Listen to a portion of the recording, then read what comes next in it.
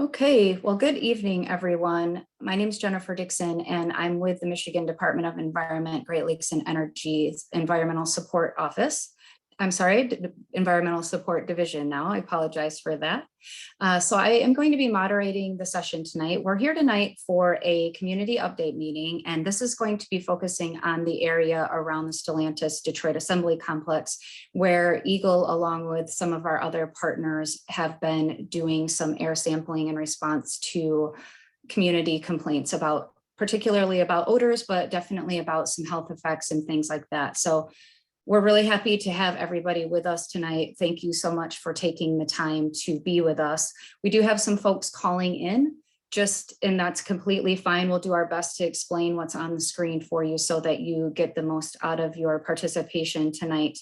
But I do just want to mention really briefly, if anybody who is calling in has the ability or would like to join by computer instead, you can, and you still have time to go to Michigan.gov /EGLE, EGLE, and then the word Stellantis. So EGLEStellantis, and the link to join us virtually via computer is right there. So you don't have to register ahead of time or anything like that. I'm just putting that out there in case anybody would like to join us in that way instead. A few just housekeeping things for before the meeting really gets started. Your lines are going to be muted during the meeting today. So for the most part, until we get to question and answer, and I'll go over that in just a minute as well. We're going to be recording this meeting. So this meeting, along with all of our other public meetings, are posted on Michigan's Department of Environment, Great Lakes and Energy's YouTube channel. So if you ever are interested in past meetings, there have been some other meetings related to this facility that have been recorded in the past. This meeting is being recorded and we will be posting it on that website as well. One of the great things about viewing things on that website is if you or someone you know has English as a second language, you can view those transcriptions in a variety of different languages, which is sometimes helpful to people as well. I know the transcriptions we have tonight are just in English, but it does give you a little bit more opportunity to view things in other languages if that is helpful for you.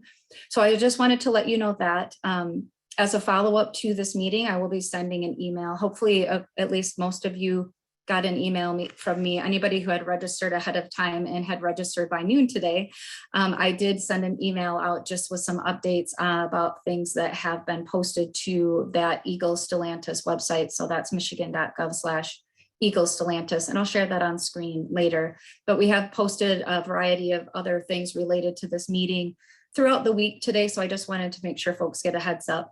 You'll get another email from me if you attended and provided an email address, just with the link to the recording, link to the website, and maybe some other things that we end up chatting about tonight.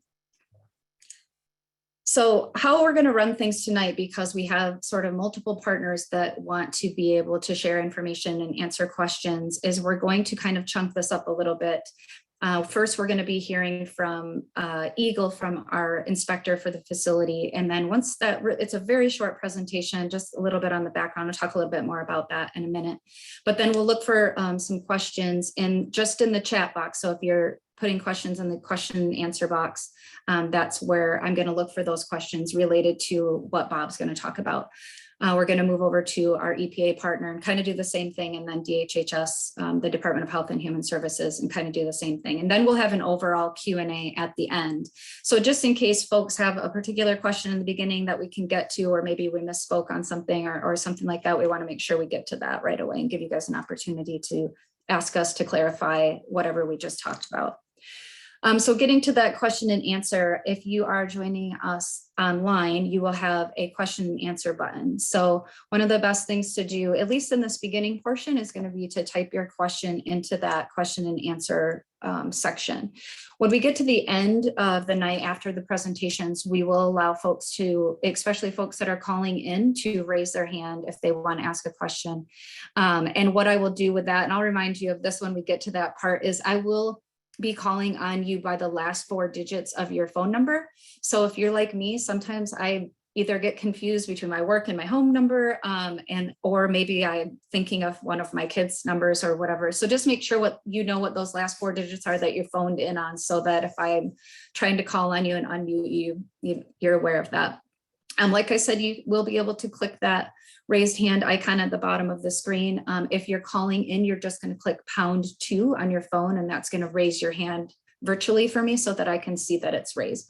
But that question and answer box is probably going to be the easiest way for you to get your questions answered tonight.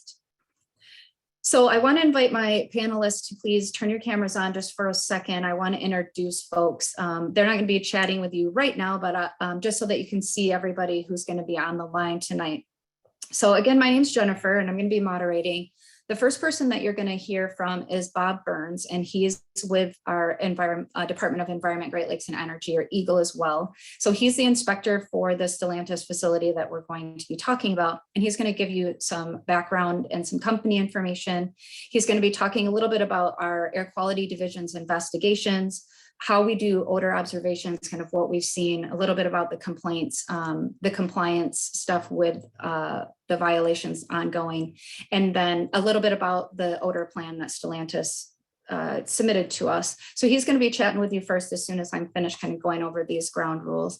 Once Bob's done, like I said, we'll do a quick Q&A if there's anything that we need to kind of clarify from what Bob talked about. Then I'm going to send it over to Marta Foucault. She is with the United States Environmental Protection Agency, and she's going to be talking about a certain kind of air sampling that we did virtually. That was probably in the early fall now in November. And there is a map that we're going to show kind of with all these different sampling events that we're talking about. So she's going to talk specifically about that one, what they did, and then the findings from that. And then I have Brandon Reed, and he's from our Michigan Department of Health and Human Services. He's going to be talking about some other sampling that was done and the results that we have gotten from that. And we're going to be talking a little bit about next steps and where you can find more information, who you can contact. You can obviously get a hold of any of us that are chatting with you tonight, but also we'll have some other resources where you can get a hold of people if you have further questions after the meeting, or we don't end up getting to everything tonight. But I would encourage you to check out that website. It's going to have a lot of information that will maybe enhance some of the things that you get tonight, or maybe things we can't do as deep of a dive in as we go through the night. So one thing I just want to talk about really quickly before I hand it over to Bob, just to kind of set the stage for tonight. And Marta and Brandon, if you guys want to turn your cameras off, you can do that. It's up to you.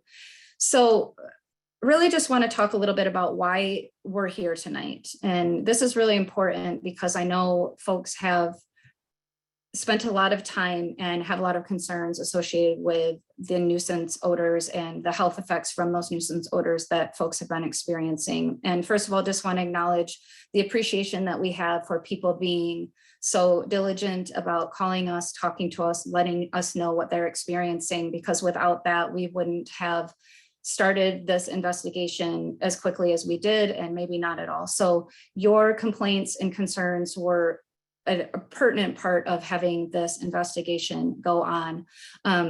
We definitely hear a lot of what you're saying. We know that you have a community that's overburdened and underrepresented in a lot of cases, and you definitely consider yourself an environmental justice community, which is appropriate. Talk to a lot of folks that I can see on my list tonight that we've chatted with about this before. So again, just greatly appreciate that, your diligence. And I know you have questions, and those questions particularly focus, at least for what we're talking about tonight, what's causing the odors that you've been experiencing. Are they affecting your health? And we know that you're having health effects from these. So can we tie those things together? Did we? I know we haven't found any immediate health effects. So things like we've had experienced with other facilities across the state where we needed to, take some immediate action, but that doesn't mean we don't have a lot to tell you about tonight. So we definitely want to talk to you about what's being done to stop the odors from going on, a bit about the overall air quality in the area. I think you'll be able to see some of the investigation and what that's covered when we talk about the map. And then really, how is Stellantis being held accountable for not installing equipment properly and for impacting community like they did. So definitely a lot to cover tonight. Appreciate your patience as we go through this. Feel free, like I said, this is being recorded, so if you have to jump off early, you can definitely get some more information later on when we share that link. So that being said, Bob, I'm going to have you go ahead and share your screen, and then you can get started on your presentation. All right, thank you, Jen.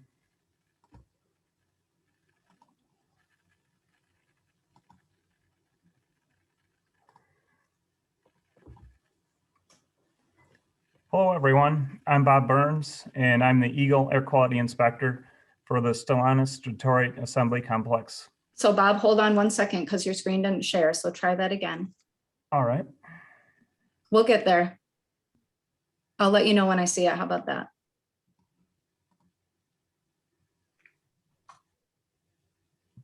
All right, there you go. You should be all set now. Got it? Okay, good. All right, and tonight I'm here to give you an overview of the activities going on lately, including odor complaints, stack tests, violations, and compliance.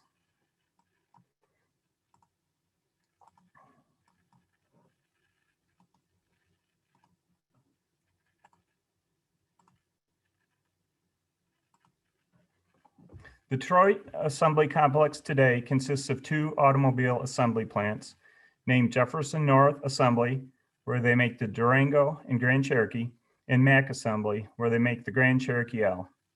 Both auto assembly plants, like other auto assembly plants, consist of a body shop, a paint shop, and final assembly. So why are we here? EGLE has received many odor complaints from citizens over the past 6 months. We are also here because of community concerns about potential health impacts from odors around the Detroit Assembly Complex. EGLE's AQD partners, DHHS and US EPA, have conducted air sampling activities around the plant, and we want to discuss their findings. There will be more to come on the air sampling results and potential health impacts later in the MDHS presentation. The good news here is that the odor number of complaints appear to be tracking in the right direction. Investigation into the odor complaints led to 4 odor-related violations issued to the facility on September 20th and on November 3rd. When I looked further into what could be causing the odors, I determined the facility had not installed their new processes as required by their permit. Ductwork that would connect all processes to the equipment designed to reduce emissions was done incorrectly. These pieces of equipment are called a concentrator and a regenerative thermal oxidizer, or RTO. I'm going to refer to them as control equipment. The control equipment is used to reduce and destroy emissions of volatile organic compounds, or VOCs.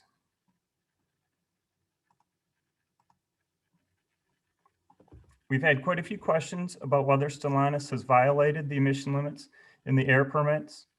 In addition to responding to complaints and doing regular inspections, I review emission reports that Stellantis is required to submit as part of their permit. Results shown here are from the 3rd quarter VOC reports. 4th quarter VOC reports 2021 are due at the end of January. My review concurs with the data reported by Stellantis, and I did not identify any emissions violations. So what has EGLE been doing to address these odors, violations, and citizens' concerns? We will continue to respond to any citizen complaint and conduct air quality inspections. Please don't hesitate to give us a call if you are experiencing strong odors where you live. We will be continuing to review emissions and monitoring reports and observing stack tests to ensure the facility is complying with permit conditions. We have escalated enforcement in response to the violations we have issued. This type of escalated enforcement typically results in a consent order. A consent order is a legally binding agreement which will penalize the company for past violations, require actions for the company to take to minimize odors, and set up additional penalties if future non-compliance occurs. EGLE will continue to partner with the City of Detroit, DHHS, and the US EPA. Communications is important in EGLE, and we will continue to communicate with the affected communities and work with our partners who are conducting sampling in the community. Now let's talk about what Stellantis has been doing to reduce odors. In late December 2021, the ductwork was fixed to connect all the required parts of the process to the control equipment. A third-party odor study was completed, and as a result, the company plans to make 3 key changes. First would be install an additional RTO, which will further reduce VOC emissions from the plant. They will also make some changes of the existing ductwork control equipment, and they'll send that to the new RTO stack. And then lastly, they'll add additional odor management technologies for certain parts of the process, such as bipolar ionization, odor neutralization, and/or chemical oxidation for odors. Hopefully that update was helpful, and I'm going to pass it back to Jennifer now. Thank you. Thanks, Bob. I appreciate that.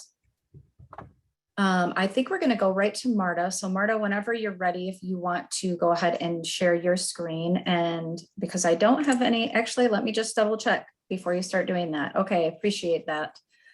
So someone had asked about the full transcript. I know we have the subtitles on, and this could just be my user error that I'm not figuring that out. So I do have my co-host Mike Gurney on, and I'm going to leave it up to him to see if we can figure out if there's a different solution for you.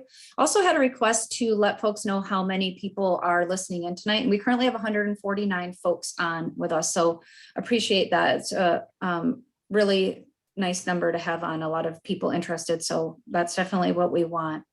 Okay, so Bob, this one is going to go to you just really quickly. If you can talk a little bit about what the permit says about odor management. Is there Rule 901 requirement actually in the permit for some of these things, or how did you end up writing those violation notices for 901? There is the general condition in the permit for Rule 901 that says the facility shall not cause an unreasonable or objectionable odor at a person's residence or property. But as far as odor mitigation things, there are currently nothing in the permit that are specifically requirements, but we will continue to work through those and get those added into a consent order to resolve the odor violations that have been sent. Okay, thank you. So I know that's a very specific kind of rule. When we say Rule 901, we take it for granted that folks know what we're talking about. And I apologize for saying that too, but that is the violation that was sent just for those odors. And we kind of call it our nuisance rule, but it actually is a little bit more impactful than that, because we can utilize it when things are happening like what folks identified happening out at Stellantis.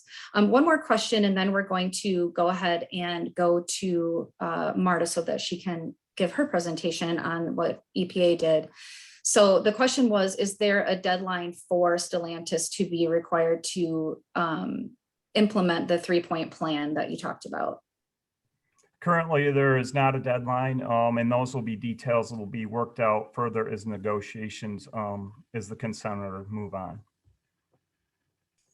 All right, thanks, guys. So if we didn't get to your questions right away, I see a couple more coming in. Do you want to have Marta go ahead and share her screen and do her presentation, and then we'll definitely get to more of these at the end. So Marta, we see yours, but it's not in presentation mode. There you go. That looks like you've got it in. Yep, there you go. Should be able to do that. Perfect. That looks great. All right. Thank you. Thank you. Thank you, Jennifer. Good evening. My name is Marta Fuoco. I'm a scientist in the Air Division in EPA's Region 5 office in Chicago. Over the last 16 years, I've led many monitoring projects, collecting and analyzing data to respond to public concerns just like this one. I worked on developing and designing the mobile monitor that we used in this project that you're going to hear about today.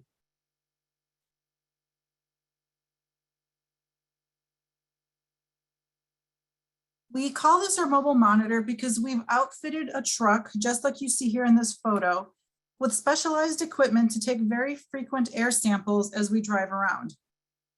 Michigan EGLE reached out to us with their concern in November, and we were able to deploy quickly a few days later. Here in Detroit, our main objective was to look for hydrogen sulfide and other pollutants, including methane, benzene, toluene, and p-xylene around the Stellantis plant. This mobile monitor is one of a few of these concepts in the nation, and it's the only one that can measure this combination of parameters. Our mobile monitor also measures wind speed and wind direction and takes a coordinated GPS reading so that for each measurement that's taken, we have the concentration, we know where the wind was coming from, how fast the wind was blowing, and the exact location when that reading was taken. So we're able to see all this information in real time in the truck.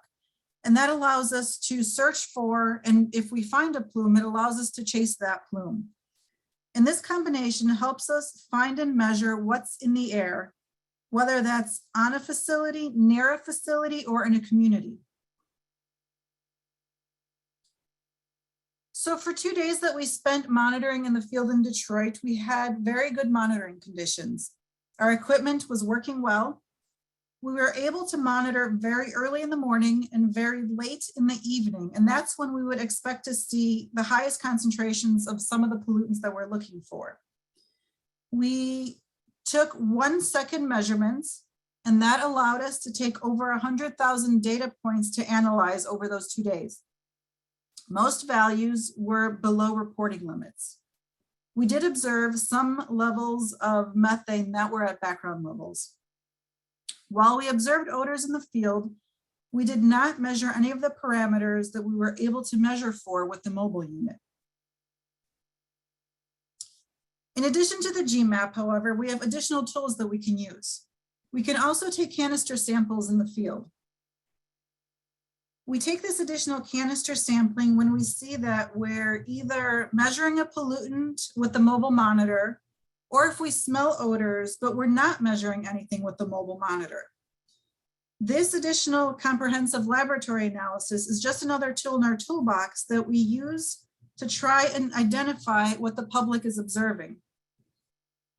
So these canisters allow us to take a sample of air that we collect and then send it to a laboratory for additional analysis. This lets us look for a whole host of additional compounds that we aren't able to find with our mobile monitoring unit. And these compounds are called VOCs, and they're compounds that are emitted from certain industrial processes, such as the ones that we were looking at. And so in this case, we were able to send the canisters that we collected to the Michigan EGLE laboratory for analysis.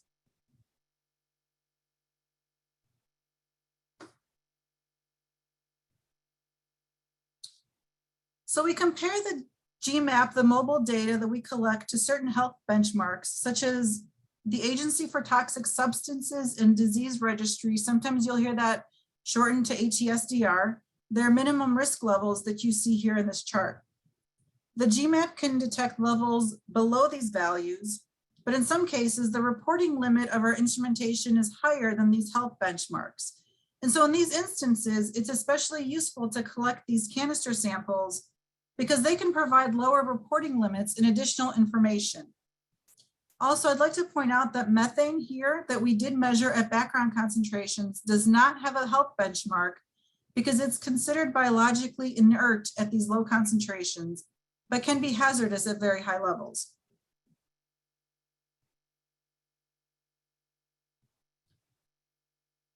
This map that you're looking at shows you where we monitored with the GMAP.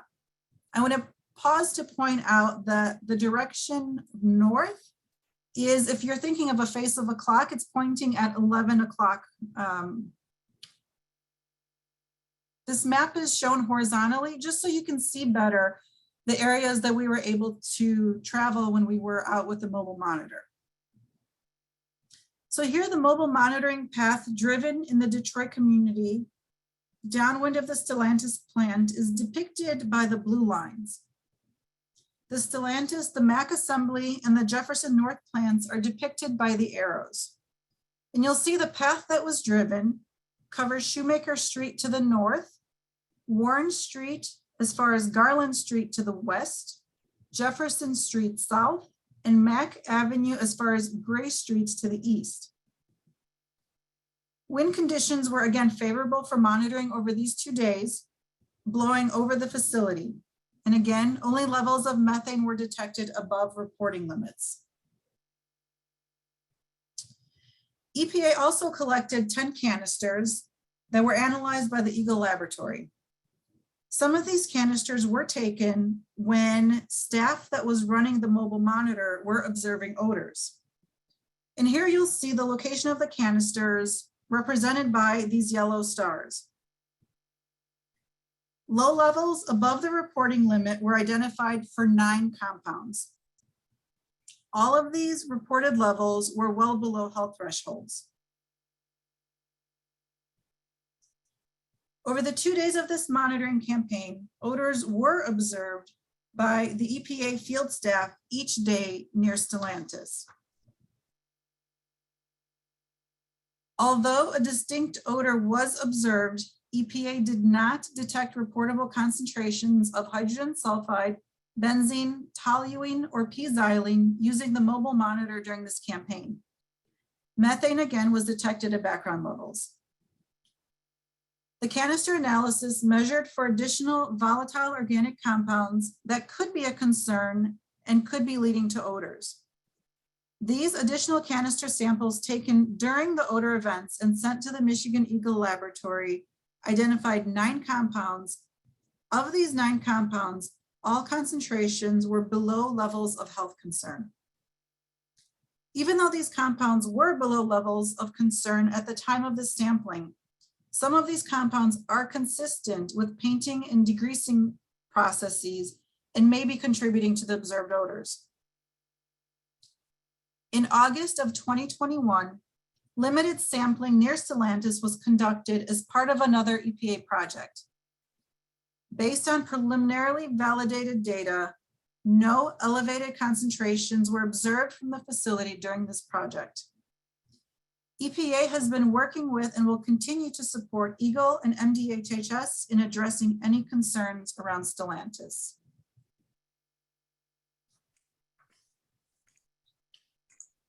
All right, thanks a lot, Marta. We did have a few questions that I think can kind of help explain some of the other things or give a little bit of clarity to what you were talking about. So there is one question that said, why would we expect pollutants in the late evening hours, or why is that a good time to sample? Sure, that's a great question. So some pollutants, such as hydrogen sulfide, are heavier than air. And so these pollutants will start to settle, and they will stick around at times when, in the early morning and the late evening, when the wind conditions are still. And so if you have wind conditions that are blowing, that are fast, that'll dissipate any of those pollutants.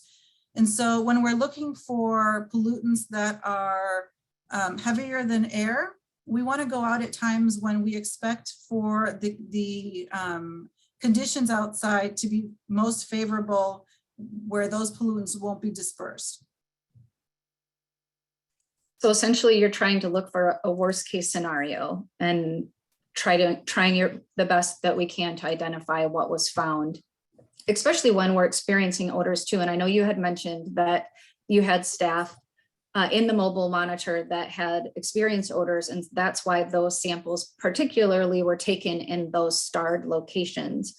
So I know that's the kind of the point of it. It's like, well, here we're smelling that it smells bad too. We want to make sure we're capturing this because this could be what community is experiencing at their properties and their yards. So sometimes I think what happens with that kind of monitoring is, you're looking at, one of the questioners asked, what kind of a radius are we looking at here, or how far away did people experience odors? And I haven't seen those complaints necessarily mapped, but I think that the map that Marta showed that shows where that mobile monitor went definitely goes all the way around the facility. So, but just on the days when they were monitoring, the wind happened to be in a direction where the odors were on that side of the facility. So if they had been on the other side, they would have taken those same kind of samples. So working a little bit within weather conditions on the days that they could go out. Another question that folks had was, did we call Stellantis and let them know that we were going to be doing this mobile monitoring? So I don't know if you can answer that question or not, Marta. I think I'll let Michigan enforcement take that question. Okay, I don't know, Bob, do you know if we gave a heads up to Stellantis that we're doing the mobile monitoring? My recollection is that we did not, but I don't want to misspeak on that. I don't believe we did let Stellantis know that. There were a couple of facilities where we needed specific access to that we may have had to notify a company, but because the van this particular time did not go on site, I believe, they probably did not know ahead of time. Yeah, we try the best we can in these kinds of cases, especially when it's an enforcement case or we're getting complaints about odors, to not give a heads up, because we want the company to be acting just like they normally would in these situations, processing whatever they're doing. So in this case, doing car assembly, doing painting, doing everything that they would normally be doing, so that we can really determine that worst case, so that we can verify what community is experiencing. And that's really important kind of part of this investigation, is getting, not having there be any change in status for the facility. So you guys are giving me some great questions to ask folks. So I might not get to all of them right now. I know I'm trying to kind of conglomerate them so that we can get kind of those main things focused on. So I'm going to go ahead and pass this over to Brandon.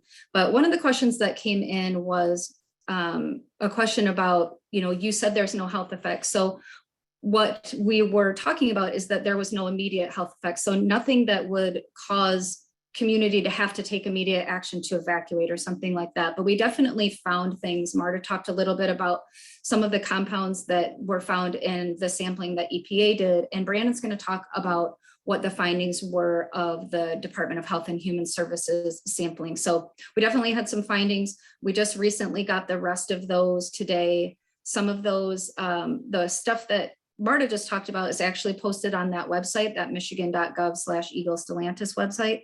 I think Brandon's going to talk a little bit about the Michigan Department of Health and Human Services plans to share their data broadly so that folks can review that as well. But this should at least give you a really, a nice overview of where things are right now. So Brandon, if you want to go ahead, whenever you're ready, your presentation looks good.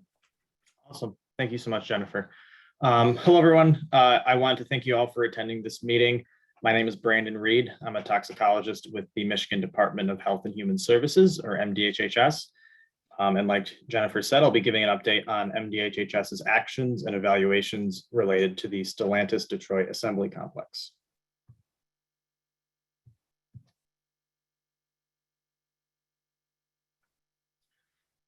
So just as a heads up, this presentation is going to be a bit longer than the others. So I did want to give a brief overview of our takeaway points and kind of our big ideas before I get into the details. Be respectful of all of your time. So we at MDHHS have reviewed air sampling data for the community surrounding the Stellantis Detroit Assembly Complex, also known as the MAC assembly plant, to see if there are any chemicals in the air that could cause health impacts. This is based on many odor complaints that have been submitted by nearby residents, as well as reports of odors by EGLE investigators and EPA scientists, and health concerns from nearby residents as well. After reviewing the air sampling data, we did not find any short-term or long-term health risks. So in other words, the levels of chemicals from the data were not high enough to cause an increased risk of health effects. But I do want to note that the data that we have here is pretty limited. And we do also want to address that foul odors, like the ones reported by residents near Stellantis, are a nuisance, and they can cause temporary health symptoms that worsen quality of life, like headaches and nausea and irritation, whether respiratory, or irritating your lungs, or irritating your eyes, or even your throat. Therefore, MDHHS will continue to review any new air sampling data, and we will continue to work with our partners at EGLE, EPA, and the ATSDR to protect the health and quality of life of communities near the Stellantis facilities. So first off, why are we investigating the air quality near Stellantis? So we've heard that many residents who live near Stellantis have reported foul odors and health symptoms in their community since Stellantis started operating new equipment at their MAC assembly plant in March 2021. We also know that Stellantis is located in a residential area. It's surrounded by several fence line communities. These are communities that are located near the fence lines of industrial plants and factories. And these communities are often the most impacted by the noise, the odors, and the chemical emissions that result from industrial operations. MDHHS is responsible for protecting public health, and one of the ways that public health can be harmed is through air pollutants. So when we find out about a community that could have had higher levels of air pollutants, we review that data to see if the levels could cause health risk. Next, I want to talk about foul odors and health, since so many residents near Stellantis have reported foul odors and are concerned about health effects. So just as a brief introduction, odors are caused by substances in the air, like chemicals, that have a scent. If the odor is unpleasant, then smelling the odor can worsen your quality of life and cause temporary health symptoms like headaches, nausea, and irritation. Most of these symptoms will go away, however, when the odor is gone.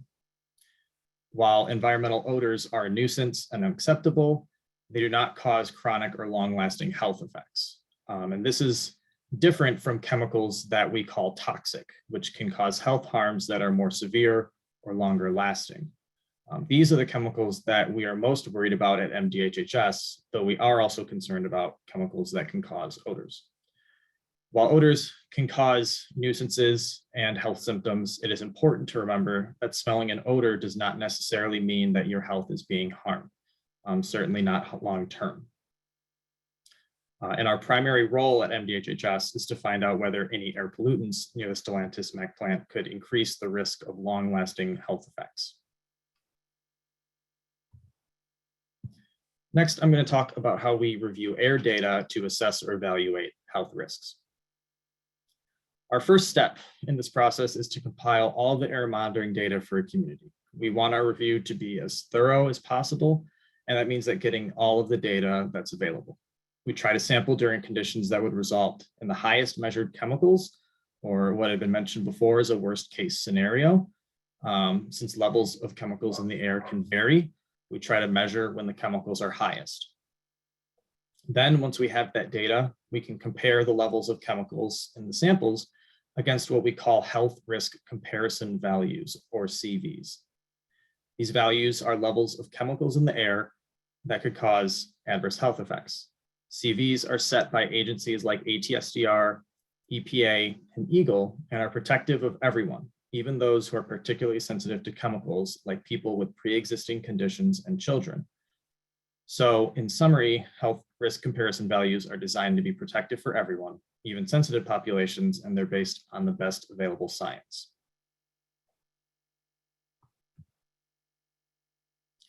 Next, I'm going to talk about what data has been collected. This is a pretty big table. There's a lot going on here, but I'm going to talk about every study in the table and more in depth. So I'm not going to spend a ton of time on it, just to give you all an introduction about what data I'm going to be talking about. So we do have some data from Stellantis. They have a continuous air pollutant monitor that has collected information on particulate matter and nitrogen oxides. They've also collected periodic air samples using air canisters like the ones that EPA used from January 2021 to the present day. And those air samples measure for volatile organic compounds. EGLE has also conducted a brief air quality study in Southeast Detroit in May to June of 2021 called the Michigan-Ontario Ozone Source Experiment, shortened to MOOSE, where they used a drone to monitor chemical levels near potential industry sources. So that also focused on the volatile organic compounds. EPA's GMAP study you just heard about, Marta talked about that. But that was another study that looked at volatile organic compounds as well as hydrogen sulfide. And lastly, MDHHS conducted 2 sampling events, one in November and another in December of 2021, where we collected over 75 samples to look at levels of particularly volatile organic compounds. The focus of this sampling was to measure specific chemicals that were used at Stellantis, which we identified by reviewing the compositions of products used at Stellantis. So we got all of the compositions of the products that they use. We reviewed all of those, and based on the compositions we got, we identified chemicals that we could monitor for in the air to see if we could see any of those in the air surrounding Stellantis.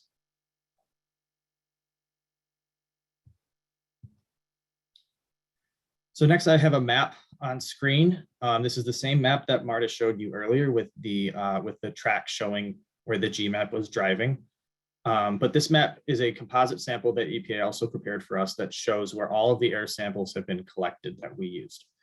Again, the map has been angled, so north is actually up in the upper left corner. I have my mouse up here. Hopefully that can, my cursor up here, hopefully that can be seen, but north is in this direction. But again, this shows all the sampling that we have. The Stellantis MAC assembly plant is located towards the center to the left, and the Stellantis Jefferson North plant is located to the right of the plant. And then all of these pins here that have different colors show where samples have been taken. The red pins show where the US EPA took samples on their air canisters.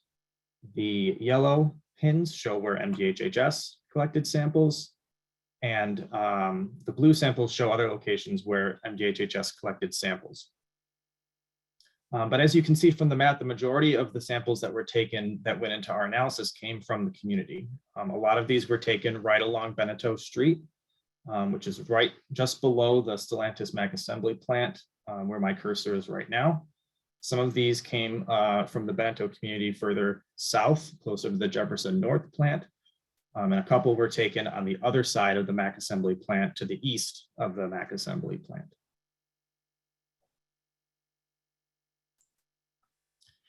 Next, I'm going to talk in depth about the data that has been collected so far, starting with Stellantis' monitoring and sampling. They installed an ambient air quality monitoring station at the MAC plant that's located right where that star is on the map right there. That's where their ambient air quality monitoring station is.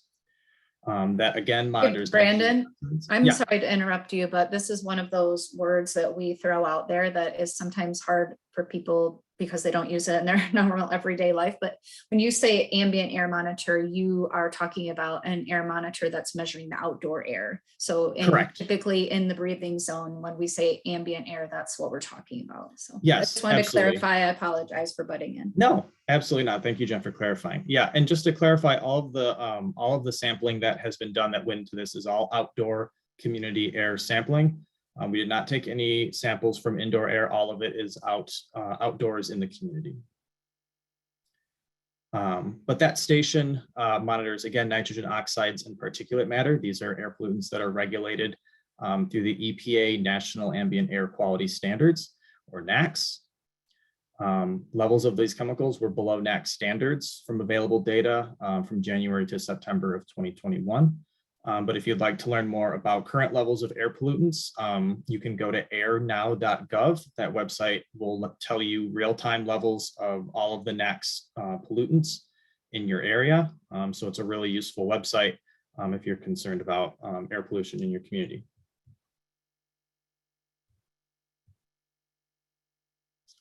Okay, next I'm going to talk about Stellantis's air canister sampling. So this is, like I said, very similar to the sampling that EPA conducted with their canisters when they smelled odors on the GMAP. I've got a table here on the right that shows all of the chemicals that were detected from that monitoring, as well as all of the results with a range from the lowest to the highest detected result. And then I have our comparison values, our health risk comparison values on the right. So there's a lot going on in this table. I'm not going to go through, point by point. I'm going to give the big ideas, but this information is here for anyone who wants to go back. We'll post these slides. So anyone who wants to go back and look what we have here, you are welcome to do so. And then again, if you have any questions, please contact me. I can explain anything here. But the comparison values, I did want to mention about those. These were selected to be the most protective of health. There's a lot of different comparison values that you can select for chemicals. But the ones that we selected were the most protective. Most of these are protective of long-term exposures or exposures lasting more than 1 year, in addition to short-term exposures to those chemicals. Another couple things to note in the table: whenever the chemicals are bolded, that means that they're known to be used at the Stellantis MAC plant. That was a result of the analysis that we did where we looked at the different products that they use at the Stellantis MAC plant and identified the chemicals that we know that they use there. So as you can see, several chemicals that were detected in the air were known to be used at the Stellantis MAC plant. That includes acetone, ethyl acetate, M&P xylene or xylenes, and methyl ethyl ketone and toluene. But all the chemicals that were detected in these samples were measured below their applicable health risk comparison values. One other note I did want to make, the ND in the table, that means non-detect, that means that the chemical was not detected. And lastly, the chemicals listed in the table are not the only chemicals that we tested for. So the method that was used here tests for, I think, close to 100 chemicals. We only list the chemicals that were detected, and if they aren't listed here, it means that they were not detected in any of the samples that were taken. Okay, next I'm going to talk about EGLE's Detroit Air Quality Study. Again, this was conducted in Southeast Michigan from May to June of 2021 to try to map levels of VOCs near or volatile organic compounds near several industrial plants, including the Stellantis MAC plant. None of the chemicals that were measured in this study were measured above their health risk comparison values. However, several VOCs were measured at higher levels near the Stellantis MAC plant compared to the surrounding areas. And 3 of these chemicals, ethylbenzene, toluene, and xylenes, are known to be used at the Stellantis MAC plant. I'll have the maps on the next slide, but I did want to note that EGLE is considering further drone analysis and air sampling near the plant in the future.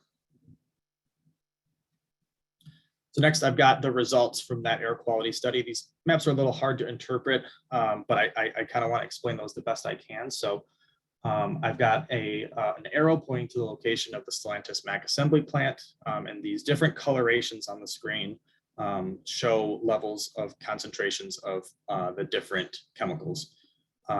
Blue is pretty low, and yellow or red means that it's elevated. So as you can see for benzene, toluene, and xylenes and ethylbenzene, that square next to the Stellantis MAC assembly plant is elevated compared to the surrounding areas. So this data is helpful to show that emissions near the Stellantis MAC plant, to show that it's a potential source of those chemicals. But an important limitation is that the chemicals that were measured here were not measured at breathing level. They were measured above the plant. So it's not representative of the levels that community members would be exposed to walking around the neighborhood. And then I did want to note there were several other pollutants that were measured, and I've included the maps for those pollutants at the end of these slides. So you can check those out once the slides are posted.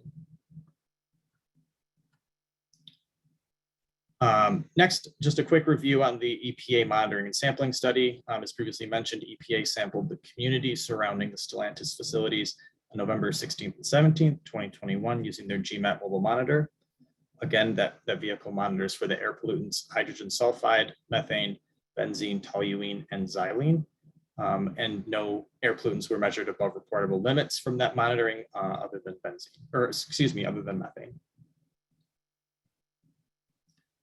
Next, I'm going to talk about the results from the air canister samples. These are included in the table to the right. It's set up exactly the same way as the last table I showed you from Stellantis's sampling results.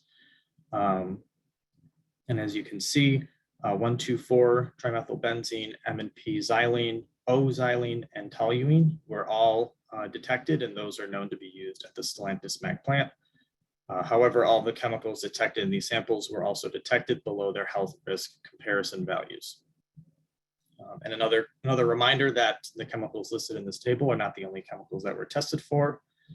There's a whole list of chemicals that were not detected here, and we're just showing the ones that had detections.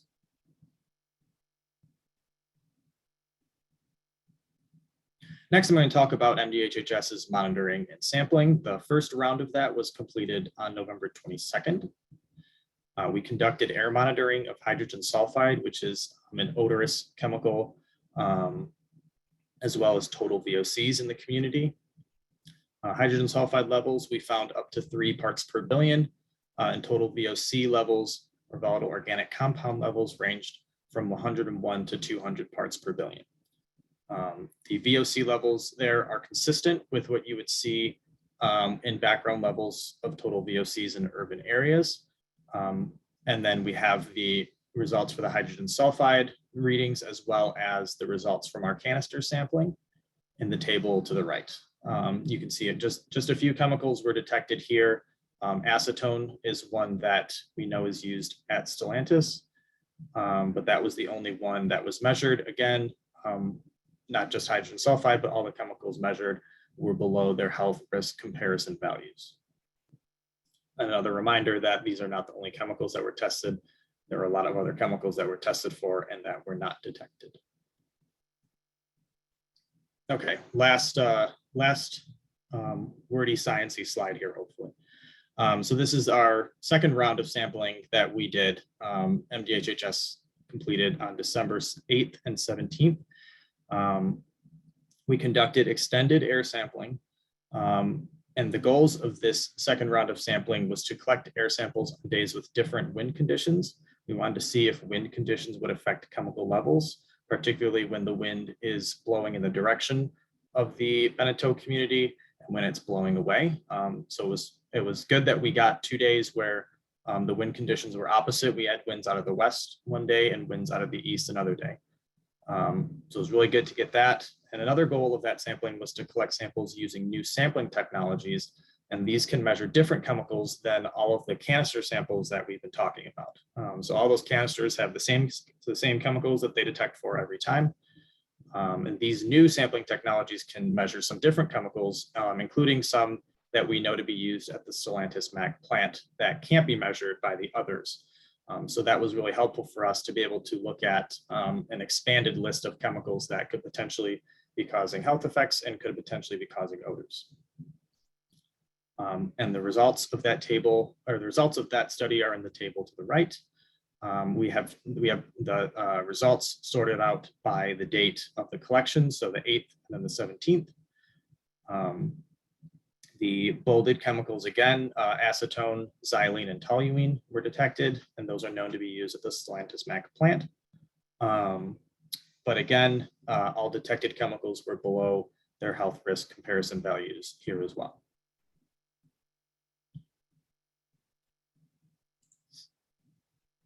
Next, I want to talk about specifically what we did to analyze odors and analyze the different levels of chemicals and to determine, if these could be potentially causing the odors that people have been smelling that have been affecting people in the community.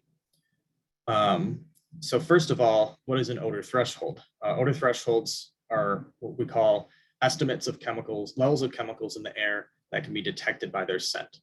Odor thresholds are usually set based on studies. There's usually a process to them, and they're not perfect. They're not set in stone, but they represent a pretty good estimate or guide as to how much of a chemical there needs to be for it to be set. And we did our best to find odor thresholds for all the chemicals that were detected, but none of the chemicals that we detected and measured exceeded any of their known odor thresholds. I do want to qualify this with a lot of limitations here. So the first limitation being that some chemicals do not have odor thresholds. Remember, these are levels that come from studies. So some chemicals that were detected just did not have scientific studies completed to find out an odor threshold. We just couldn't find any information about, is this chemical odorous, and what levels can it cause odors. Second important limitation is that some people are particularly sensitive to odors and may also be able to detect odors below known thresholds. So everyone's sensitivity to odors is different. Some people are particularly sensitive, some people are not as sensitive. So there are some people who certainly could be able to detect odors that are below what we would consider an established odor threshold. Also, methods used in air sampling can only measure certain chemicals. Even though we did expand our list of chemicals that we can sample for, a lot of these are still going to be missed because we only have, or excuse me, it's only a specific list of chemicals. So any chemicals not in those lists are not going to show up on the results there. And lastly, our sampling and monitoring is never fully representative of the ambient air. Sampling is only ever a snapshot in time. We do our best to be there when we think the levels are going to be highest, when we think there's going to be a worst case scenario. But at the end of the day, if the odor wasn't present at the time that the sampling was complete, then it's unfortunately not going to be caught. So a lot of important limitations there that I did want to make clear. So to summarize our conclusions, we found around 20 unique chemicals that were detected from samples in the community near the Stellantis MAC plant. Of those 20 chemicals, 8 are known to be used at the Stellantis MAC plant based on our review of products that Stellantis uses during their operations. All the detected chemicals were below their health risk comparison values. This means that based on the data we have, the levels of chemicals were not high enough to cause an increased risk of health impacts. But I do want to clarify that this data is limited and our sampling represents a snapshot in time and our best efforts to estimate the true levels of chemicals in the community. We know that chemical levels can vary daily and they can vary seasonally. They may be higher at certain times of the year and lower at certain times of the year as well. So our conclusions are only based on the data that we have right now. A couple other conclusions focused on the odor nuisances. We also have not identified the chemicals or substances responsible for the odors that have been bothering people who live near Stellantis. None of the chemicals that were detected in the air sampling data were at levels above known odor thresholds or levels that you can smell. However, importantly, this does not mean that there are no odor nuisances in the community near Stellantis. It just means that we were not able to find the substances causing the odors based on the limited sampling information that we have. And I also want to reiterate that while odor nuisances do not cause chronic or long-lasting health impacts, we at MDHHS still take them very seriously. They are not acceptable, and they do worsen quality of life, cause adverse health symptoms like headaches, nausea, and respiratory irritation. So we do take them very seriously. Last, I want to talk about our next steps and future actions. First, we'll be reviewing any future sampling results for health risk and determine whether more samples should be collected. EGLE is currently working with Stellantis to conduct additional sampling. They're reviewing their odor monitoring plan. If any additional sampling results from that, we will be reviewing that data when it comes in. We'll also continue evaluating odor complaint reports to inform our future actions. We strongly encourage you to continue submitting reports about odor complaints. They really help us to figure out which areas around Stellantis are being most impacted by odors and where we can focus our future actions.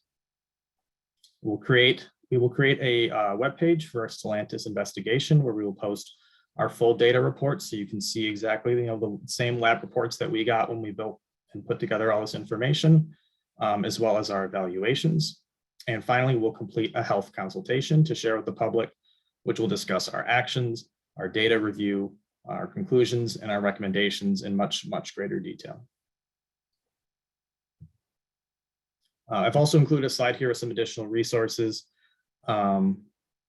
This includes the number to report an odor nuisance. And that number is for the EGLE Detroit District Office.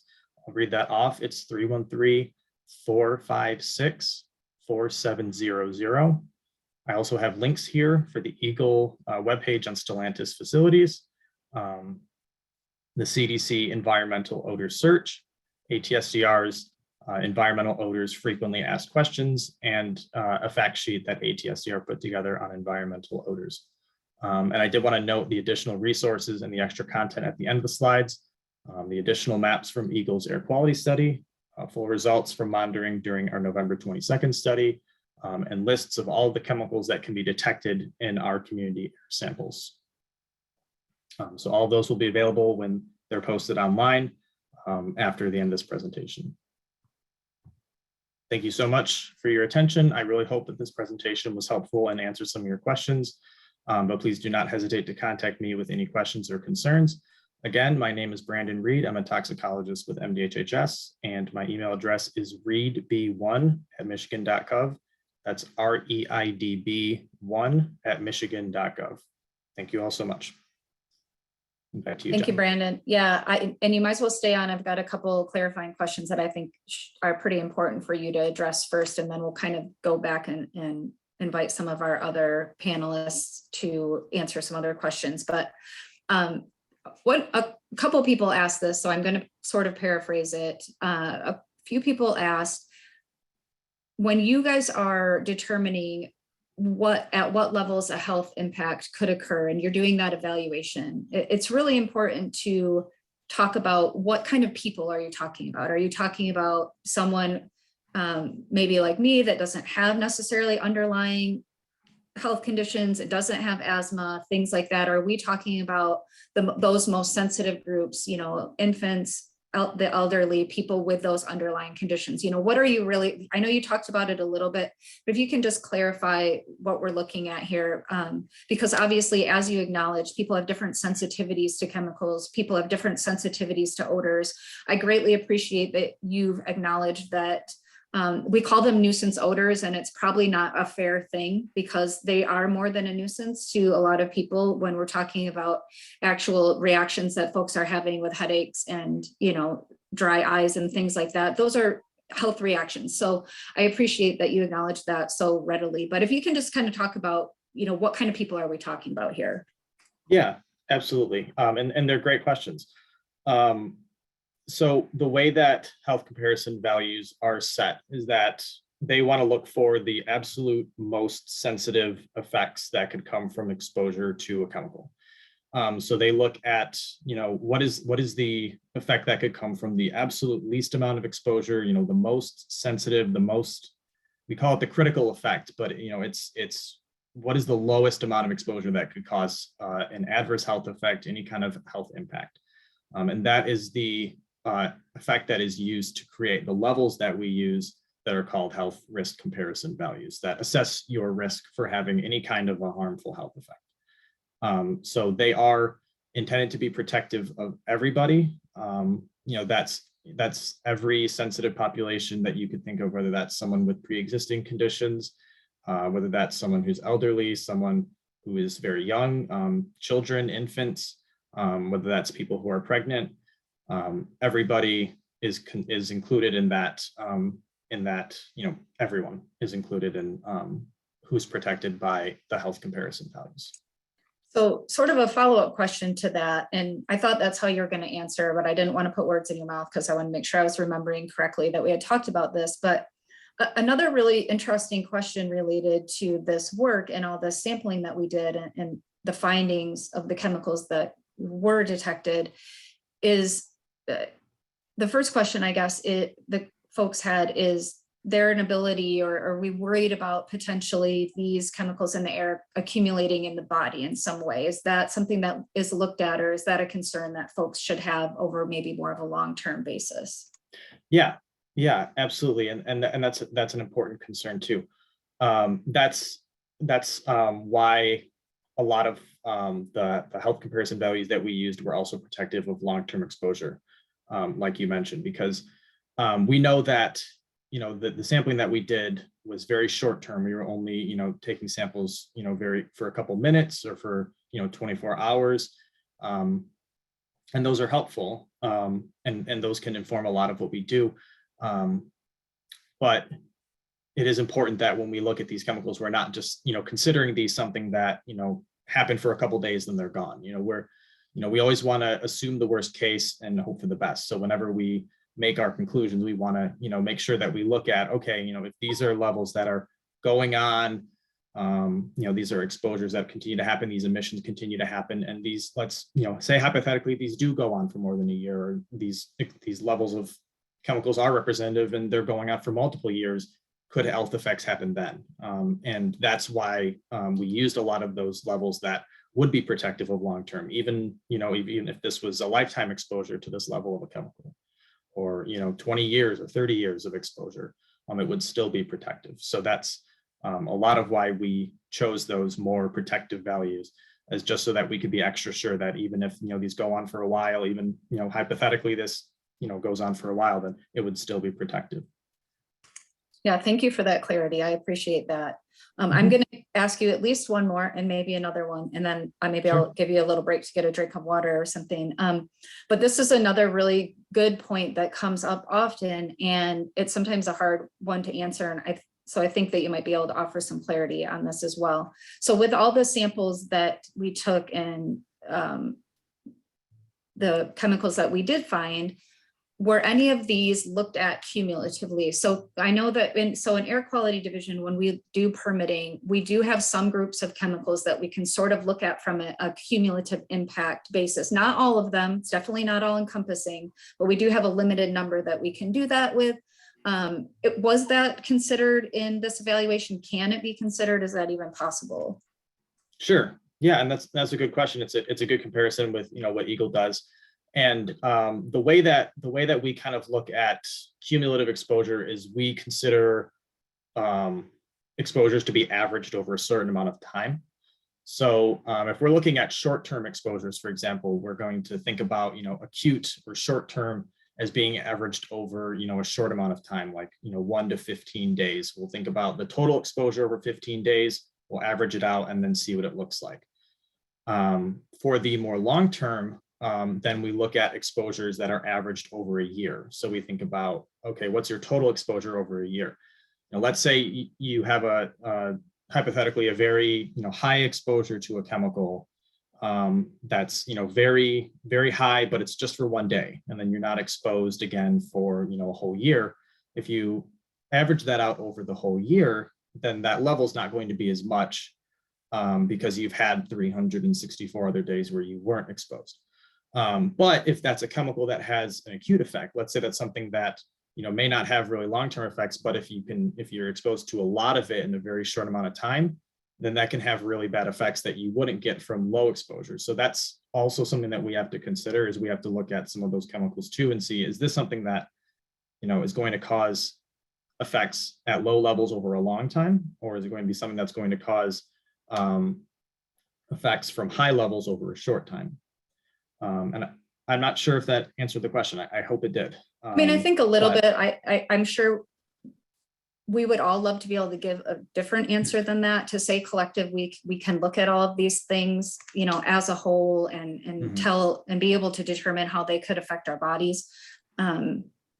Unfortunately, we just have some limitations on that. So I appreciate you kind of talking through those.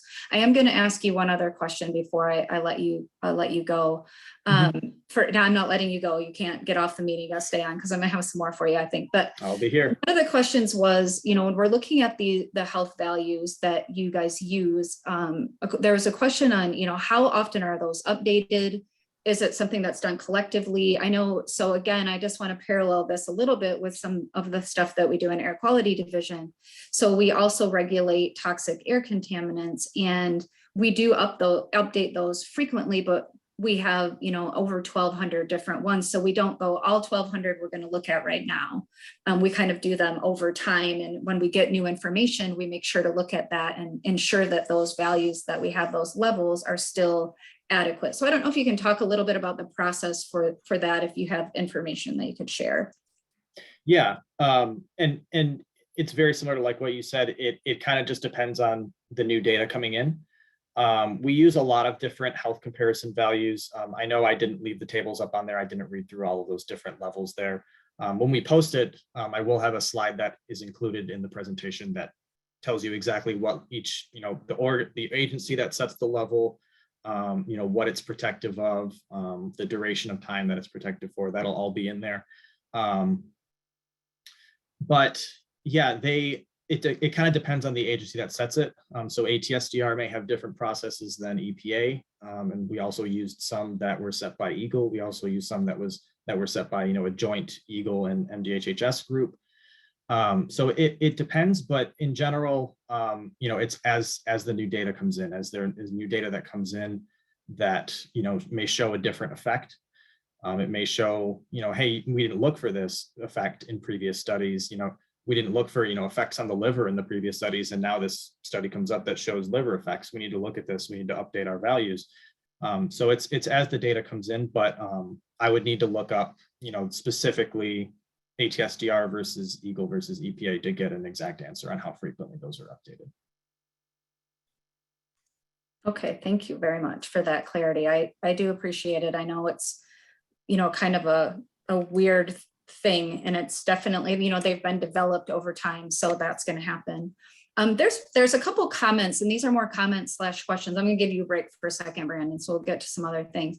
Sure. Comments / questions in the question box. So I appreciate this, and maybe that was my fault for not necessarily sort of setting the stage, I guess, when we first got started talking today. So we're anticipating that this meeting is the first meeting, not necessarily the last meeting or the only meeting that we're going to be sharing information with the community. So I know people are frustrated because we don't have all the answers tonight, and I apologize for that. I think when we were going ahead and getting ready to plan this, we wanted to share at least what we knew at the time, so that it wasn't something where all this sampling and all these things were going on and folks didn't know what any of the results were. So I understand the frustration with not having all the answers tonight. And I appreciate people, letting me know that you're frustrated, because we definitely hear that. I know that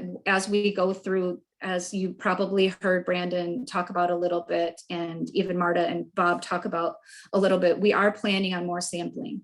So we're working on plans for that. Again, as in all these cases, we want to make sure that we're looking for when is the worst case scenario going to be in. And that maybe sounds a little bit bad, but we want to look at when can we really find the most things that might be out there that may be potentially impacting community. So we want to put our samples in the places where we feel are going to be the most impacted. Depending on the weather that day, we want to be looking for the most amount of chemicals that we possibly can with all the criteria and the methodology we have available. Somebody asked if our methods were a secret. No, they're not a secret. We're definitely using EPA approved methodologies right now to look for these different kinds of chemicals. Brandon also emphasized that MDHHS did a thorough review of the safety data sheets that were available for Stellantis to try to parallel what are we finding in the air, and is that something that Stellantis is using in their process, because that connection is really important when we're trying to figure out what's the best sampling that we can do. So I appreciate that. Thank you very much for voicing your frustrations about us not having all the answers. I think I just want to reiterate one more time that Brandon's conversation with folks about the health effects, short-term and long-term health effects potential that we're looking at are only based on that knowledge that we have right now. We don't want to discount in any way, shape, or form that folks are having some effects, especially from odors that they're experiencing. Part of this study is to see if the odors that we're experiencing, are they going to be causing these more immediate short-term and long-term health effects? So I understand that there's definitely more work to do. Like I said, we are planning more sampling in the future, which we will definitely be talking about with all of you as well, if you're still interested. So just wanted to lay that groundwork. I apologize for not setting the table quite right about what this conversation was going to entail tonight, and appreciate folks still staying on. I know it's a little bit after 7. We have some more questions. I have quite a few here, and I want to kind of, I'm lumping some of them together. So I do also want to just give folks, especially on the phone that have called in, an opportunity to raise your hand. I'm going to go ahead and share my screen over yours again here a second, Brandon. And then if we need to share yours back, we can definitely do that, just so that we can get people on here. So I'm going to go ahead and have my panelists turn their cameras on as we get more into this bigger conversation. So again, just want to remind you, you guys are doing a great job of putting your questions in the question box. Really appreciate that. If you are calling in, like I said, I will call on you based on the last 4 digits of your phone number. And if you want to raise your hand for me, you can just click #2 on your phone. So greatly appreciate that. I have someone calling in or with their hand raised. I know you've asked a couple questions as well. But Mr. Shob, I'm going to go ahead and unmute you a second so you can ask a question. So Hold on just a moment. Let me get you going there. All right, we can hear you, I think. So go right ahead whenever you're ready. Well, my questions are multifaceted. First and Okay, foremost, can you start with one for us? How about that? And then we'll definitely Okay. get to all of them. the Okay. first one is we're dealing with this after the fact first and foremost. And you guys do a lot of modeling and stuff. So have you done any models as far as to determine what has actually happened over here before you revented the stuff over there, for one? For two, I want to share, because I've talked with your investigators and the health department and all of them, that they make Chrysler aware. And that's one of the things that should not be done when you're doing an air monitoring sample. And the other one is why do they have an air monitoring system on the other end of the plant, on the north end of the plant, when the closest residents to the paint facility are on the west end of the plant? And why are you holding this meeting when you don't have all the information? Yeah, I heard you on that one, Mr. Schob. I know, and I apologize. I mean, I hope that this is just the first step in sharing this information with you. And I know you're frustrated that we don't have all the answers for you tonight. Yeah, I'm frustrated. I know, I hear you on that. I definitely do. And I wish I could give it all to you at once, but hopefully at least this will answer some of the questions that you have. So that, those are really good questions. And I think what I heard you ask about specifically, at least the first question was, did we take the information that we had and reuse that computer simulation is what I think you're talking about, and correct me if I'm wrong, to look at what those emissions, the impacts of those emissions before the ventilation was fixed on the line. Am I clear on the question? That's a clear question, because Okay, that's what perfect. it appears you guys are doing now. You're modeling. You haven't been out here and done anything to check on the residents. Okay, so I don't think that we did any specific computer modeling based on not having that controlled. So I can answer at least that question for you. Can you go over what was your second question related to that again? Where the monitor is that Stellantis is operating? Was that the question? That's a major question. Why would it be on the other end of the plant as opposed to between the closest residents right next to this paint facility? Right. So that's a great question as well. And I don't know, Bob, if you have any insight that you can kind of talk about the siting of that monitor. I have a little what went more into to add. that. Oh, Wanted to add, from the original PTI, there was air toxics impacts predicted through a model. The permit engineer and I did go back and revise that model as if that ambient flash zone was not controlled, and all the air toxic screening levels were still met from the original air toxics modeling. So we did evaluate that scenario for the time that ductwork was not properly connected.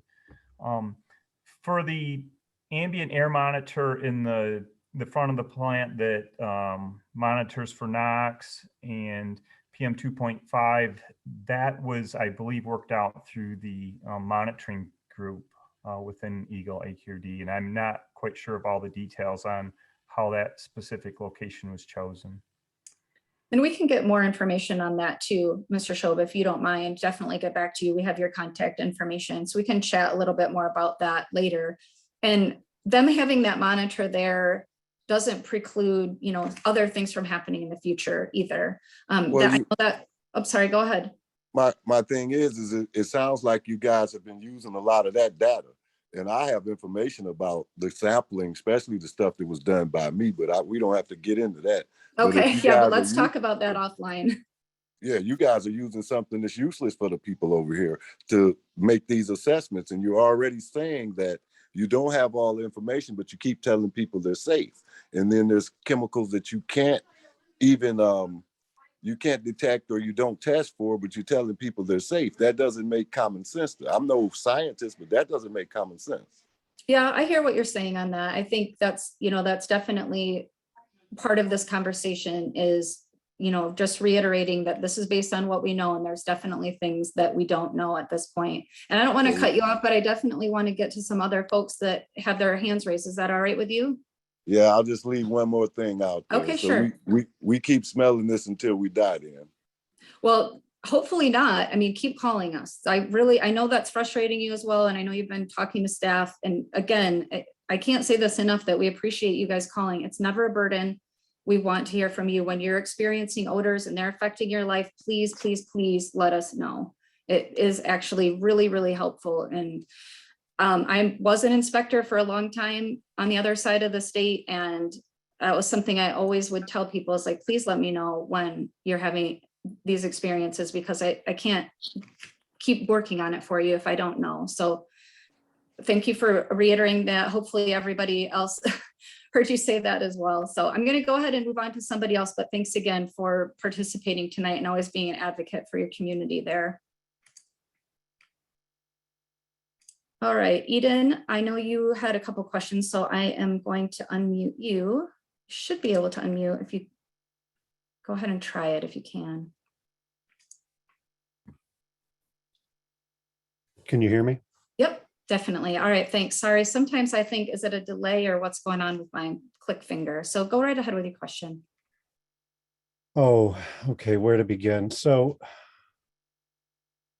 you know, it's amazing. I come fairly clear-headed to these things, and you all never fail to frustrate me to the point of confusion.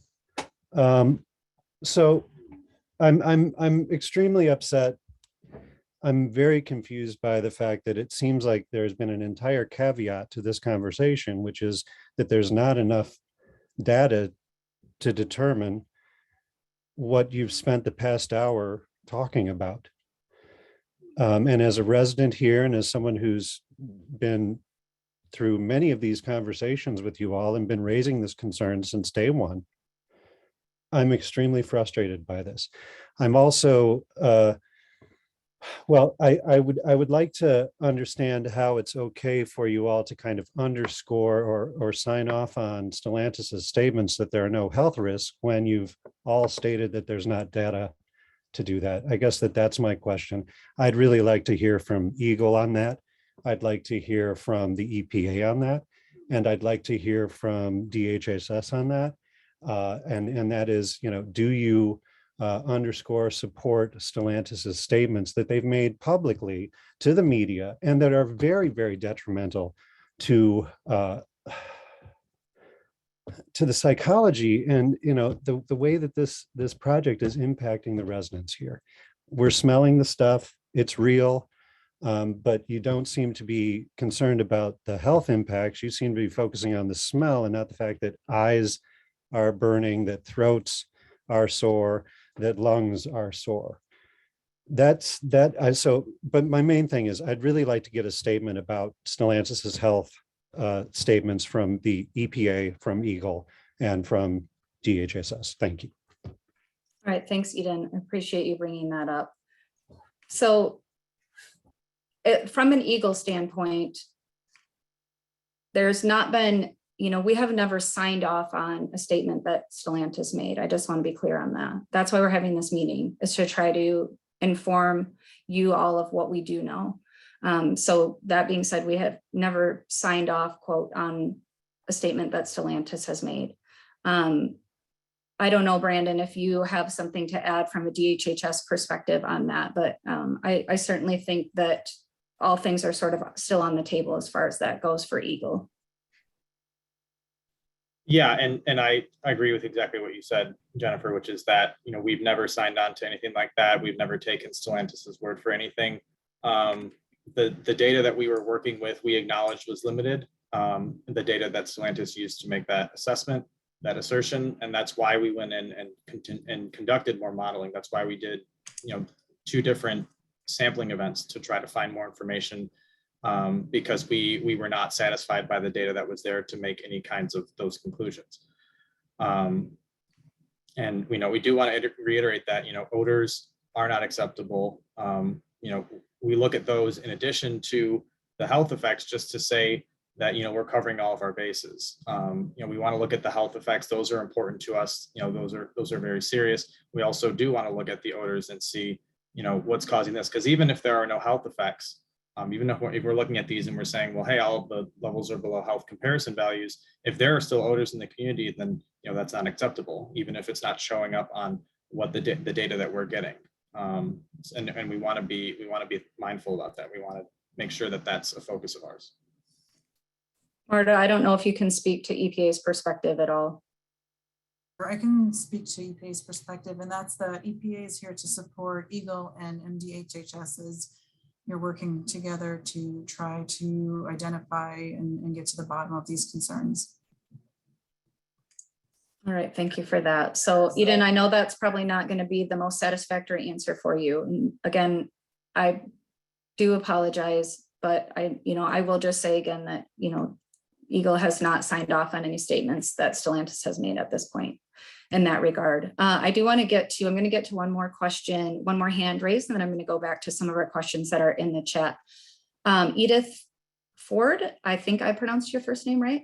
I apologize if I didn't. So please let us know your name if you would like to, and then you can go ahead. You should be able to unmute and ask your question.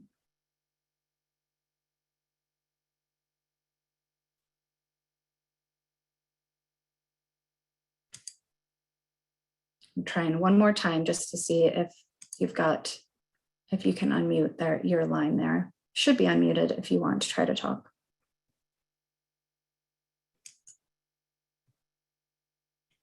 All right, and I apologize that there's sometimes as much technology as we have, sometimes it just does not cooperate for us. So I know I have seen you putting some questions in the chat, so I appreciate that. And I apologize that my unmuting is not working for you. I'm going to go to Katie Andreski. So I'm going to go ahead and unmute you if you would like to ask a question.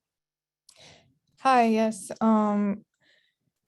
I've been a teacher at the Capuchin Soup Kitchen on Connor, which is east of the facility, for over 10 years. And this past summer, a student of mine had an asthma attack in the garden. Odors were present that day, and I'm concerned about my students' health because we work outside and in the garden, and it's right across the street from Stellantis. And a lot of times the wind is blowing in that direction. So I have two questions for you.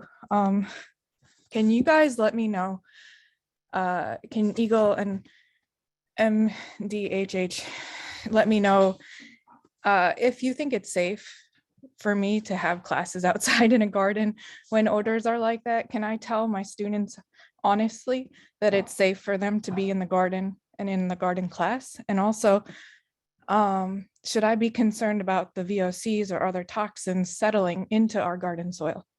Thank you. Thanks, KT. I appreciate that. Brandon, I'm going to let you address those couple questions if you don't mind. Yeah, I can certainly start with the VOC question. So the VOCs, these are volatile organic compounds.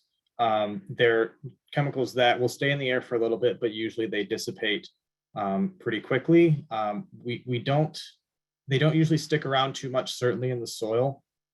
So I wouldn't be too concerned about those getting into the soil. And based on what we're seeing with the levels there, I wouldn't be too concerned about the soil. Now about the asthma side of things, that's a really hard question, and I don't think I can make that kind of an assessment right now about whether you should have classes outdoors or not. That's the asthma part of things, those can be triggered by odors, and that's one of the concerns we have with the odors. That's why we want to make sure that we're not just limiting our assessment to the chemicals specifically and what they can do to the body. We want to make sure that we're looking at the odors as well. They're a nuisance. They can cause health effects, and like you said, they can cause asthma attacks too. So that's why we're invested in all of those different things. But unfortunately, I can't make that kind of a recommendation right now. Yeah, thank you for commenting. Oh, I'm sorry, KT, go ahead. Sorry, is there going to be a time when you can make that assessment? Because I don't know if we should continue to have classes because of this facility's inability to address their odor and emission violations. Yeah, absolutely. And we're not done yet. I know that may not have been clear, but we're certainly not done. There's sampling going on in the future. We're still looking at every odor complaint that comes in, and that's something that we're not done yet. So certainly we'll be releasing our full report, our full health consultation that will have everything that we talked about today, and it'll have any other data that comes in the near future in that as well. And that's a place certainly where we'll make a conclusion on the likelihood for asthma concerns and how that plays into the how that works with the chemicals that we're seeing, how that could be affected by the chemicals that we're seeing in the air. All right, so thank you, Brandon. Appreciate that. Again, thank you very much, KT, for asking those questions.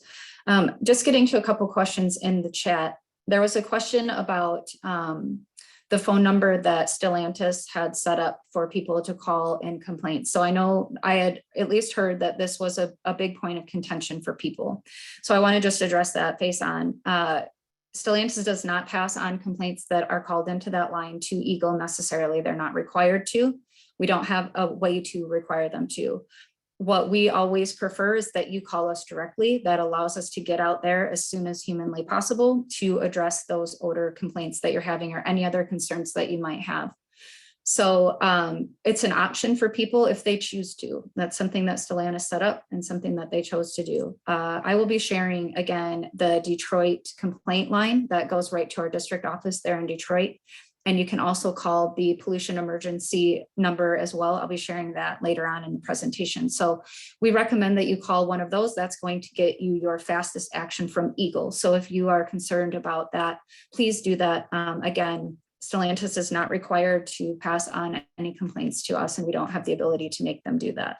We have worked with other companies in the past that have automatically forwarded them to us, but we don't have that agreement with Stellantis right now in that. So I just wanted to address that face on for people. We had a lot of questions, and I'm going to kind of chunk them together from the chat about next steps when it comes to enforcement and what we're doing in response to the violations. So I have, and I apologize that I forgot to introduce her originally. I have Janine Camilleri on the line, and she's our enforcement supervisor in Air Quality Division. And although a lot of the negotiations going up to the actual order is confidential right now, she can at least talk a little bit about where we are in the process. When we issue a violation notice, a company has so many days to respond with a plan of action. And so she can talk a little bit about that. So Janine, if you don't mind just introducing yourself and then kind of giving everybody a heads up on where we are with things and what our next steps are in regard to enforcement and fines and things like that. Absolutely. Thank you. Good evening, everyone. I think I've talked with some of the folks that have asked questions tonight. And I think that I just want everyone to know that if you have further questions, you're always welcome to reach out to me. We have an air quality enforcement webpage that has my contact information on it, where I can answer other questions. We want to make sure you guys are getting your questions answered. Some of the members of the community may be aware of the enforcement process, but I'll just provide just a brief overview. As you met with Bob earlier tonight and probably have seen him out in the community, he's our eyes and ears on the ground. He has, as part of the Detroit district office, we've issued violation notices to Stellantis, and we started an escalated enforcement action in November. And what that means is essentially that we will be issuing a consent order to the company. And as Bob mentioned before, it will include a penalty, a compliance plan to address the violations that have been alleged, as well as stipulated penalties for future violations. And a supplemental environmental project is also something that can be considered as part of the settlement. It's really critical for us right now to ensure that we hold the company accountable for these past violations. That's why this case was referred so quickly to enforcement. And I think you are aware we've had a couple of enforcement meetings. We continue to meet with the company regularly. This is a top priority for our division. We're working very closely right now on drafting that administrative consent order, and the compliance plan will have all the actions that the company is required to take to prevent future violations, to ensure that nuisance odors are abated and prevented in the future. So we will be bringing that draft consent order back to the community We'll have information session where we can go over the details. And we'll have a public comment period and a hearing. So there'll be more opportunities, additional information. And just so you know what we're doing right now, we're spending time to draft that compliance plan. It's really important that that plan has enforceable conditions in it to prevent future violations. So Bob was showing a slide earlier that listed some of the controls that are going to be installed at the facility. And I think you are aware the ductwork violations have been fixed, but there are other improvements that will be made to the plant to prevent nuisance odors in the future. So all that detail is going to be in the order. It will be enforceable. And if there are future violations, there'll be stipulated penalties as well. So that's what we're working on right now. I know that enforcement can take some time, so please be patient and we will be bringing this back to you. We're trying to work on it as fast as we possibly can. And if there are any specific questions, I'm happy to answer those as well. Thanks, Janine. I think a lot of the questions that you, or a lot of the response that you just gave did answer a lot of the questions that we have. I think one of the things that I wanted to just clarify is when we say stipulated penalties, that what that means. So can you just talk a little bit about what a stipulated penalty is? I mean, it's kind of a word that we don't throw around necessarily every day either. Sure. Because a consent order is a contract, essentially, we will be identifying the corrective actions that the company will take. And so if there are violations in the future of the consent order, we'll set out an agreement as to, you know, what the stipulated penalties, we call them stipulated penalties. I guess it's just a term of art. We would basically issue another penalty to the company if there are future violations. And that would be laid out also in the order that we'll share with the public for comment. And we'll talk about that at an upcoming information session. So it's for any violations of the order once we've issued it. So in that being said, I appreciate that you brought up the opportunity for community to be part of that conversation. Just to let you know, to everybody who is in this meeting tonight, anybody who is on our, our email subscription list or has had interest or participated in any meeting about this Stellantis Detroit Assembly Complex in the past will be directly notified about those upcoming meetings. So we want to make sure that you guys know we're going to try to share as much as we can, as soon as we can. Enforcement stuff is a little bit wonky, but one of the things that Janine said that I think is also really important is just that this doesn't preclude the company from having future fines. If they don't fix the problems, we hope that we'll be able to have folks in the community like Mr. Schob letting us know that it's still smelling out there so we can get out there and make sure we're assessing that. So I think that's a really important part of this, and community input on those actions is also really, really valuable for us. There was one question that I don't know, I know you can't give an exact timeline, Janine, but can you talk about, I know you said this is a high priority for our air quality division, but I think it's a high priority for EGLE in general, getting this done. And there isn't like a set schedule that we have to adhere to. There's no rule that says you must complete this by a certain time frame or anything like that, like we have for some of our other things. But can you talk generally about sort of our folks thinking it's going to be years, days, weeks, months, what are we looking at here? That's a tough question, but I want to highlight something really quick too about the corrective actions.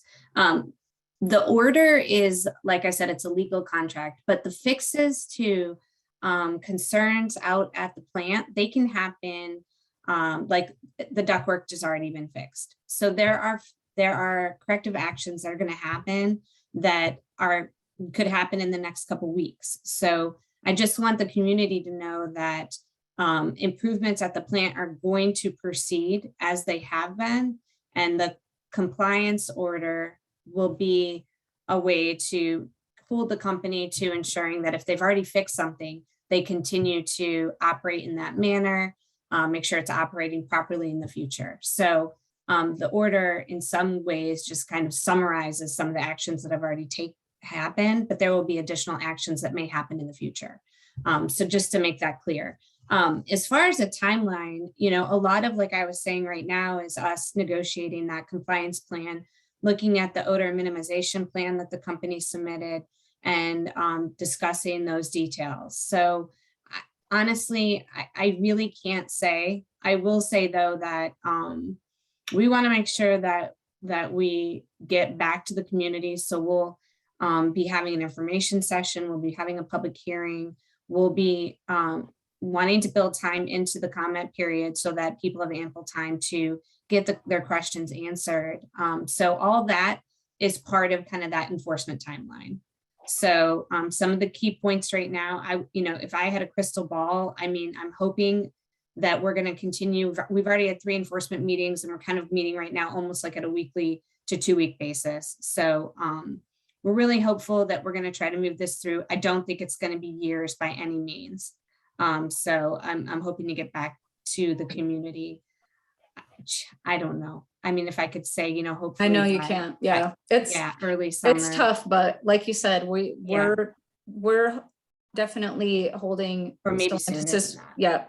Yep. We're holding their feet to the fire on this one, and we're really pushing the talks as fast as we can, and those actions as fast as we can. So Janine, thank you for that update. I do appreciate that. And I know that's a kind of a hard thing to get to sometimes. I'm going to go back to hands that are raised. I have one person who's, Edith, we can hear you now. Thank you, hon. All right, go ahead. If you have a question, you're next in line. No, this is not Edith. This is Brenda. When you were trying to unmute Edith, you unmuted me. So I'm so sorry. Unmuting Edith, but I did put some information regarding if we have any elected officials on the call. Would you guys please let our elected officials or Miss Donna Givens Davison from our Eastside Community Network please speak tonight? Yep, thank you for that. And I apologize. It's on my attendee list. It says Edith. So I apologize. And thank you, Brenda, for letting me know that. I really appreciate it. I'm going to get to the wrong person. Okay, I'm sorry. I apologize. But thank you for speaking up anyway. I do appreciate that. All right. So I have someone who's put a couple questions in the chat too. So I want to make sure that we get to you, Jerry, if you have a couple questions that you want to have. So Jerry King, I'm going to go ahead and unmute you a minute. And then if you want to, I know you have a lot of questions, but if you could give us one and let's let folks answer it, and then I'll have you do another one too, okay? Okay, so greetings, everybody. Jerry King, Chairman of the Neighborhood Advisory Council for this expansion, for this FCA expansion. My question is, since this is the launch of a new vehicle, and there were specs as far as for your EGLE permit and specs for the assembly of this plant, how could this plant be leased into production with critical components not connected, and during the pre-audit or testing phase that this wasn't? That's why we do audits. That's why we do checks, so we can see things and fix them because they're not functioning as they should be. So how could this happen where we launched this plant and we didn't have this key equipment? And why are we buying new equipment and making capital expenditures because something wasn't connected? It should be laying on the floor, or was it missed completely, not purchased and not installed?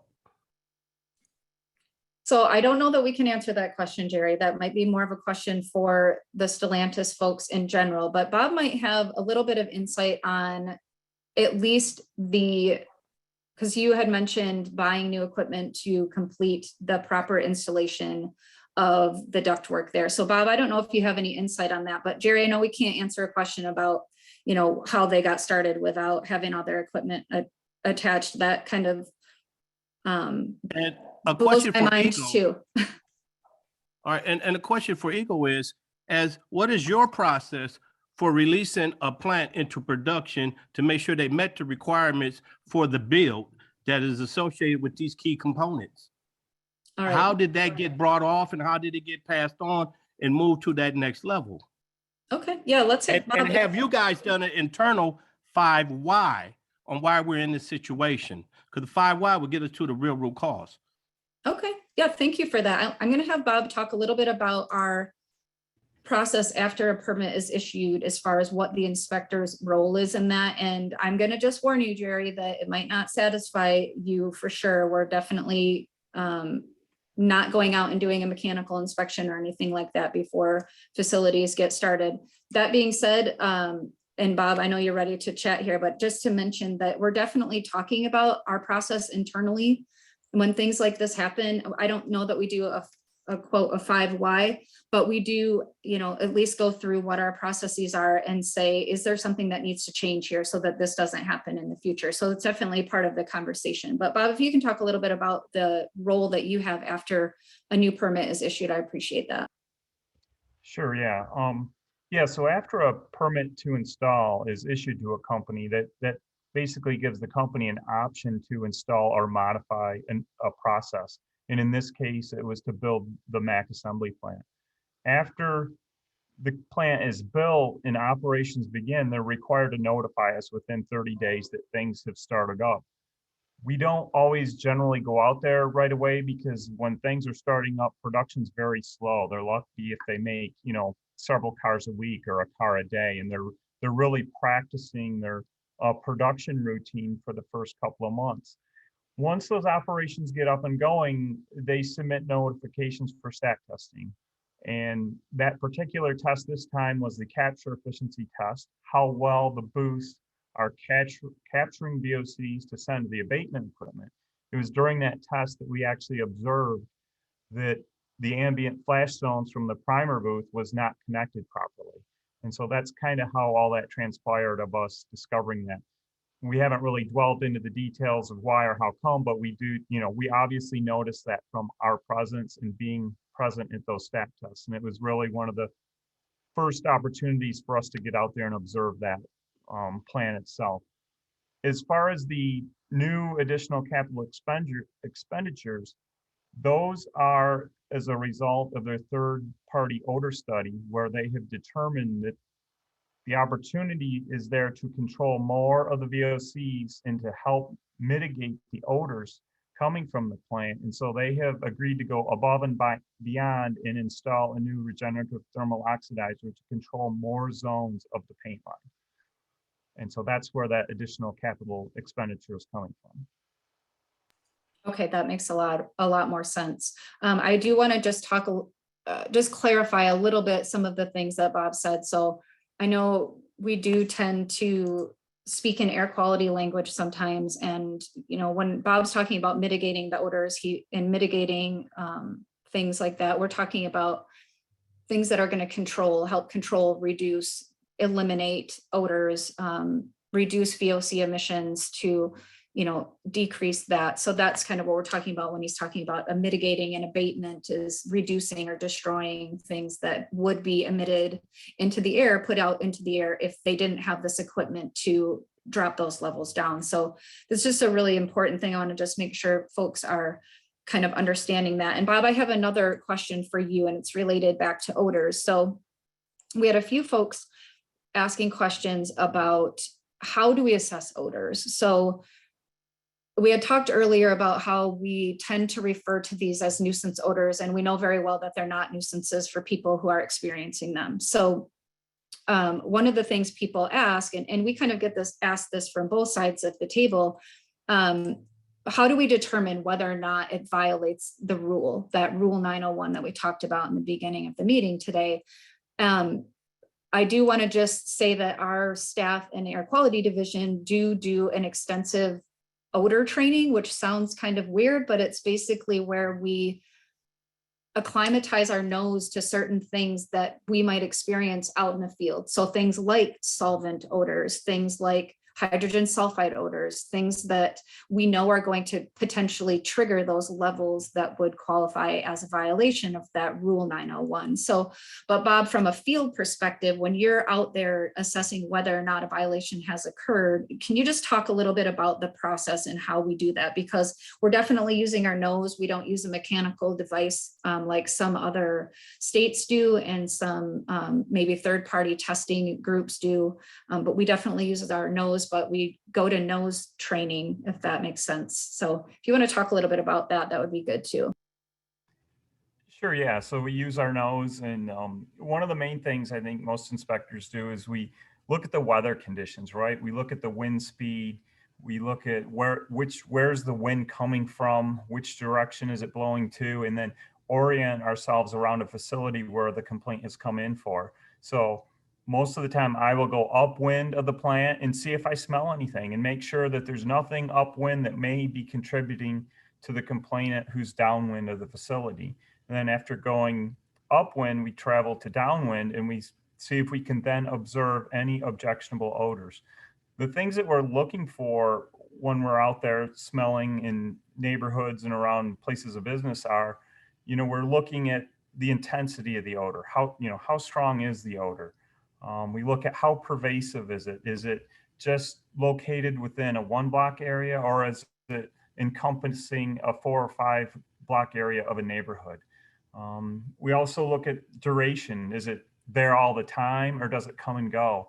And so it's those combination of things, intensity, pervasiveness, duration, that we use to evaluate whether it's objectionable or not, and then whether it's an unreasonable interference with the life and enjoyment of someone's property.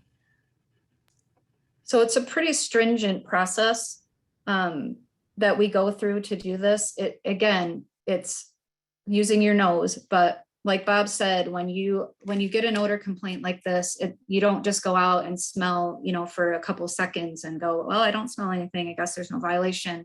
It's no, very often you'll see inspectors getting out of their car, walking around, stopping, taking, nose readings, what is the level of this smell? What does it smell like? And that's all goes into, like Bob said, our evaluation of whether or not a violation incurred. So it's really, really important. And I don't want to really, reiterate this a lot more times, but it is really important to us for folks to be calling in when they're experiencing these kinds of things. I want to go back to the phones here, and I've got Andrew Bashy, if you don't mind, I have you next on my list. If you have a question, you can go ahead and ask. Thanks. Can you hear me okay? I sure can. Yeah, you sound great. All right, perfect. So my name is Andrew. I'm an attorney with the Great Lakes Environmental Law Center. And one of the things that, basically kind of echoing the last person that called in, that one of the things that I've been really just kind of blown away by is the fact that this violation, particularly regarding the ducting, this was going on for, around 8 months or so before it was detected. And after the violation was issued, the facility was still allowed to operate, even though that was in violation of the permit condition. So I'm just curious to hear, what mechanisms EGLE is going to put in place to make sure that this doesn't happen again. Not just with Stellantis, but there are facilities being put in communities of color across the state, and it's a real serious concern for all those communities. I'm gonna leave it at that, because I got a whole list of questions, but that's the main one I wanted to get out. Yeah, I know, Andrew, I saw that you had put some questions in the chat too. And just to really be clear, we're probably not going to get to all the questions tonight in this forum, but we will be responding to questions directly to folks, and we can share some of those overall questions and like a frequently asked questions type of document, just so that you all can see the questions that were asked and what our answers were. We just want to be very transparent about that. Sounds good. So, thank you.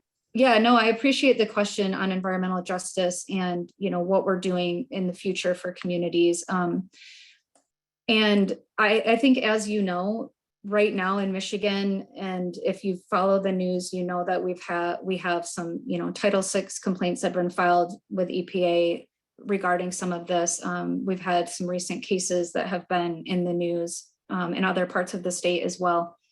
And I know one of the things that Director Clark has been very, very adamant about lately and even sent letters to EPA regarding the fact that right now in Michigan, we don't have the legislation that allows us to consider some of the things that maybe we should be considering in communities like this. We are working on things. I know that sounds so like cliche and unappreciated, and I can see a few of you probably rolling your eyes back in the back of your head right now, and I completely understand that. I know we are working diligently with our Office of Environmental Justice Public Advocate to be able to get our My EJ screen out and running, which will help it be another tool for staff to use, for community to use, for hopefully industry to use when they're thinking about putting a new facility or a new line in a community of color or in an underrepresented community. Like especially Bentano and the area around Stellantis. So something else for folks to use, but like you said, you know, there's been a couple states that do have some pretty more robust anyway, environmental justice regulations that they can utilize. And we just don't have that right now. So working with our legislature to get some of those enacted is going to be definitely, you know, something of a next step. Just when we're talking about making sure that facilities that are putting in new equipment, that are modifying existing equipment and ensuring that that equipment is installed and operating properly. Like I said earlier, we are talking about that internally, just, you know, what is our process? And I know Bob talked about what we do now. There's always room for improvement in that. So I appreciate you, you know, bringing that up and emphasizing that again to us, because it, you know, it is something that's important to us as well. We don't like to be in these situations where communities are being impacted because things didn't go the right way. So I really appreciate it. Yeah. If I could just go right one ahead. quick Yeah, go. little Yeah. thing, if Yeah, you don't go mind. ahead. Sure. But you know, I think I understand that according to some of the test results that have come back, that you know, maybe VOCs aren't beyond, or maybe may not be beyond the limits that are in their permit. But at the same time, it's still, you know, this violation allowed for additional tons of VOCs that were not supposed to be there to be emitted into the community. And that's something that I think that I've heard time and time again from the folks on Beneteau that I speak to regularly. And I think it's important to recognize that and to voice that. No, I do appreciate that. I definitely hear you on that. And I know I can't say that enough. And I know you guys don't want to hear that, but at this point, it is definitely one of those things that we need to look to future actions. I'm going to stay on the phones here. I've got Andrew Gadaris. Andrew, if you don't mind, I'm going to unmute you. And then if you can just introduce yourself. And then if you have a question, go ahead and ask. Yeah, thank you. I'm Andy Gadaris. I'm the Senior Policy Counsel for Congresswoman Rashida Tlaib. And I know we had a resident ask about elected officials. So I just wanted to take a moment to speak up on behalf of the Congresswoman and the office. You know, this is something that we've been working on for years now, working with residents on Beneteau and elsewhere in the impact zone. And really, this goes all the way back to the community benefits process, where a lot of these environmental concerns were raised then and were not addressed through that process. And, you know, residents predicted that something like this would happen. And unfortunately, here we are. So I just wanted to echo on behalf of the office that we wholeheartedly support the residents who are continuing to speak up about this. We share the you know, horror really that this went undetected for so long, and that even once it was detected, they were allowed to continue operating. So I'd just like to echo Andrew's point about I hope EGLE learns some lessons from this and is able to more proactively detect permit violations and ensure compliance with permits in the future. And, you know, we're in constant communication. I'm sure we'll be sending a follow-up letter with questions for both EGLE and MDHHS. But in parting, I just want to say, you know, I hope that everyone from the state can really hear the frustration from residents who, for those 8 months that it went undetected, were complaining about health effects, we're complaining about odors, and we're being ignored. I just hope that, when I hear that, I hope, the enforcement action doesn't take years, I mean, that's completely unacceptable. And so I hope that people working on this, if you lived on Beneteau, do you think you're working hard enough and fast enough? Like we need resolutions for these folks. And so I just hope that, the uncertainty that we've left residents with today about when they will see resolutions, if this was about an unknown odor in your backyard, would you be satisfied with that? And if not, I hope that motivates us all to keep working. If EPA or anyone from the state needs anything from our office, if there's anything we can do to mobilize resources or help folks out, please don't hesitate to reach out. You have our contact information. So I'll stop talking now, but thank you to all the residents who are on today voicing your concerns. Yeah, thank you, Andy. I appreciate you saying Jennifer, that. can I respond to Andrew's, a couple of his points, please? Yeah, I just wanted to be clear that we did not say that this enforcement action was going to take years. So I just want to make sure that that's clear to everyone. We are working to try to get this completed as quickly as possible. I just wanted to also add that the enforcement process is not like issuing a ticket. So one of the critical things that we do in our enforcement process is we develop that corrective action compliance plan so that it's clear that the company is taking corrective actions to prevent future violations as well. If we were just issuing a penalty, we could do that very quickly. But that we in Michigan, we actually have corrective actions and commitments that the company has to take, and we hold them to that legal contract for a number of years to ensure that the plant is operating properly. So that is what we're working on right now, and you can't get that done, in a very short period of time. So I just wanted to reiterate, we are putting a lot of resources into this. We're trying to move it as quickly as possible, and it will absolutely not take years. And we hear you and we appreciate your advocacy. So Janine, thank you for that commitment. I appreciate you saying that too, because having that accountability is really important in this case. So I know we're at 8 o'clock. We're actually probably over 8 o'clock right now. I don't want to let you guys go so you can, have the rest of your evening. But I do have Rep. Chang on the line. I want to have her be able to ask a question or speak to the community like Andy did. And then I do have just a couple tiny other things to talk to you folks about if you are interested in staying on, just to get more information about how you can talk to the folks that you heard from tonight. So Stephanie, I'm going to go ahead and unmute you if you want to have the floor there. Hi, everyone. I'm Stephanie Chang, State Senator for the district. First, I just want to say thank you to EGLE and DHHS and EPA for putting this meeting together. I know it was probably frustrating for some people to listen to, but at the same time, I think it's actually really informative to know where you all are at and sort of the current status and what some of the plans are.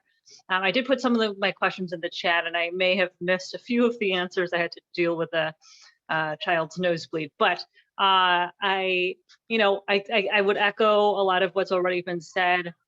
In terms of the need to look at cumulative impact and environmental justice.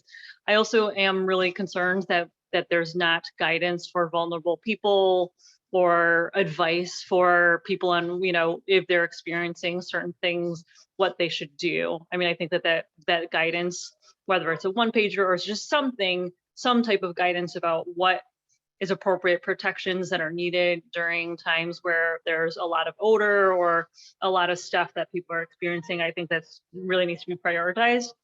And I also think that this meeting has really highlighted how, when we are comparing, levels of various substances to levels that, I just sort of I asked this in the Q&A, and I may have missed the answer to this question, but what these health comparison levels, who sets those levels, how often are they updated?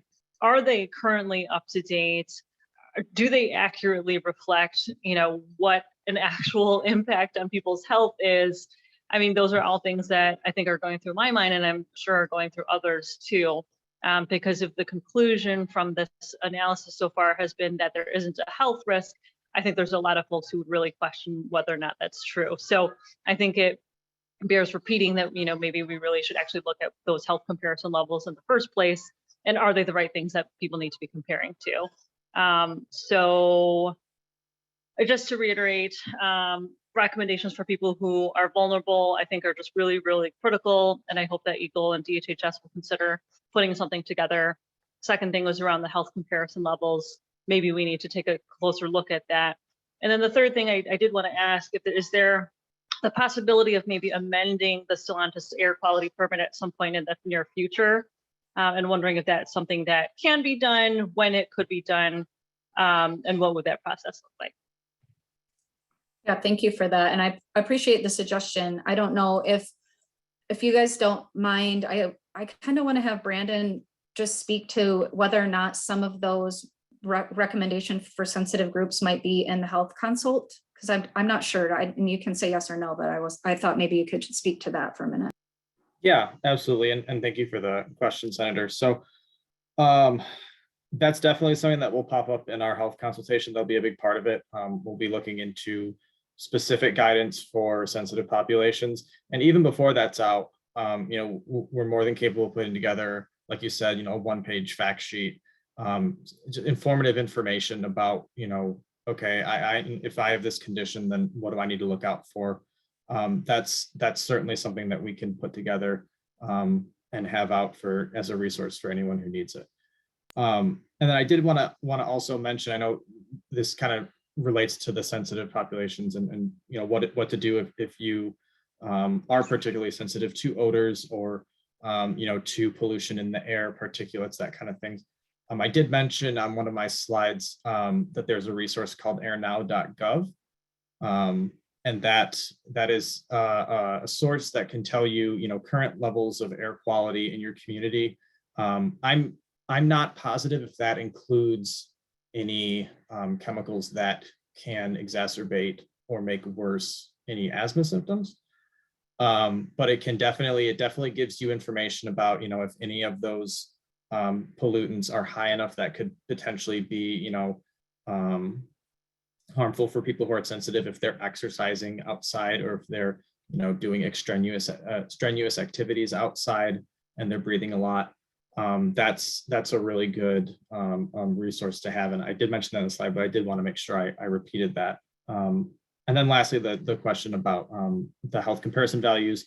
I think I did address this earlier, but I'm happy to kind of restate what I said, which is that these are values that are set by agencies like ATSDR, like EPA and EGLE and MDHHS, and they're based on the best available science. They're based on the best that we have, the most science that we can go off of, but they're always open to being reviewed and renewed as that science comes in, as more data comes in that shows that they may have different effects that we weren't aware of before, or they may happen at levels even lower than we thought. So they're always open to being reviewed and revised as the science dictates. And I hope that answered your question. Thanks a lot, Brandon. So as far as the permit being amended, that does often happen through the enforcement process. I don't know that that's for sure going to happen through this one, but that does often happen. And it's definitely something that might be on the table for that, part of the process here. So because it is after 8 o'clock, and I know that folks probably have other things that they need to do, I just want to close with a couple of remarks and a couple sort of actions that we're going to be taking. So the first thing that I just want to share is that I know we didn't get to all your questions, and I want to make sure that everybody gets to see what everybody's been asking. And I know, it's frustrating when we can't get to everything in one night, which is why we're going to have more meetings, because we want to talk with folks again. So we will develop some kind of a frequently asked questions type document that will have those questions in there with responses to them if folks are interested in that. Again, if you have one that you want to know the answer for before that happens, please reach out to us and just ask us. We're more than willing to talk with people. I just wanted to share this website again. This is our Stellantis website. It has all of the facilities that they have in Michigan, but it really focuses on the Detroit Assembly Complex where these issues have been happening. There's a lot of, there's the map that Marta showed with all, and that Brandon showed with all the sampling locations. So you can get a little bit of better chance to maybe look at that where it's not on a screen in front of you, for a couple of seconds. All of the sampling data that we have available to us right now has been posted on that website as well. You can find information like the air permits that they have, the most recent inspections that Bob has done, testing reports are on there. If you can't find something, please give me a call. I will help you find it. I want to make sure that people have as much information as they want to have in regard to this. On the screen right now, I have just folks' contact information. And because we do have a lot of people on the phone still, I'm going to just go ahead and read off a couple numbers in case you want to jot this down, or an email address in case you want to jot this down. I'm just going to do yours, Bob, just so that you know. And then if people want to get a hold of Bob for things, if you're someone who's calling in, he can always make sure to get you to the right person and give you that contact information. So his name is Bob Burns, and his email address is his last name and then the letter of his first name. So it's B as in boy, Y as in yellow, R as in Robert, N as in Nancy, E as in elephant, S as in Sam, and then the letter R as in Robert. And it's at Michigan, all spelled out, .gov as in government. And his direct phone line is 517-275-0493. And then I have a couple other numbers that I just want to read off. And I know folks that are watching online, this might be a little much, but I want to make sure folks on the phone. Hey, Jen, sorry, Yep. I think you got the last two digits of Bob's phone number wrong. It's 39, correct? Oh, did I say 93? You said 93. Oh, Yep. I'm so sorry. Let me say that No phone worries. number again. I apologize. So Bob's number is 517-275-0439. I did say 93. 39 is the last two. I'm sorry, everyone. But I wanted to give you that pollution emergency number that you can call in with complaints, and that goes right to EGLE. That is a 24-hour-a-day number. So any time of day you can give that number a call if you're having issues that you want to report. And that number is 1-800-292-4706. So definitely give that number a call. If you want to get a hold of the Detroit office they're only going to be there during regular business hours, but you can always call and leave a message if it's after hours and you don't need immediate assistance. But that number is 313-456-4681. So I just wanted to read a couple of those numbers out so folks on the phone have them.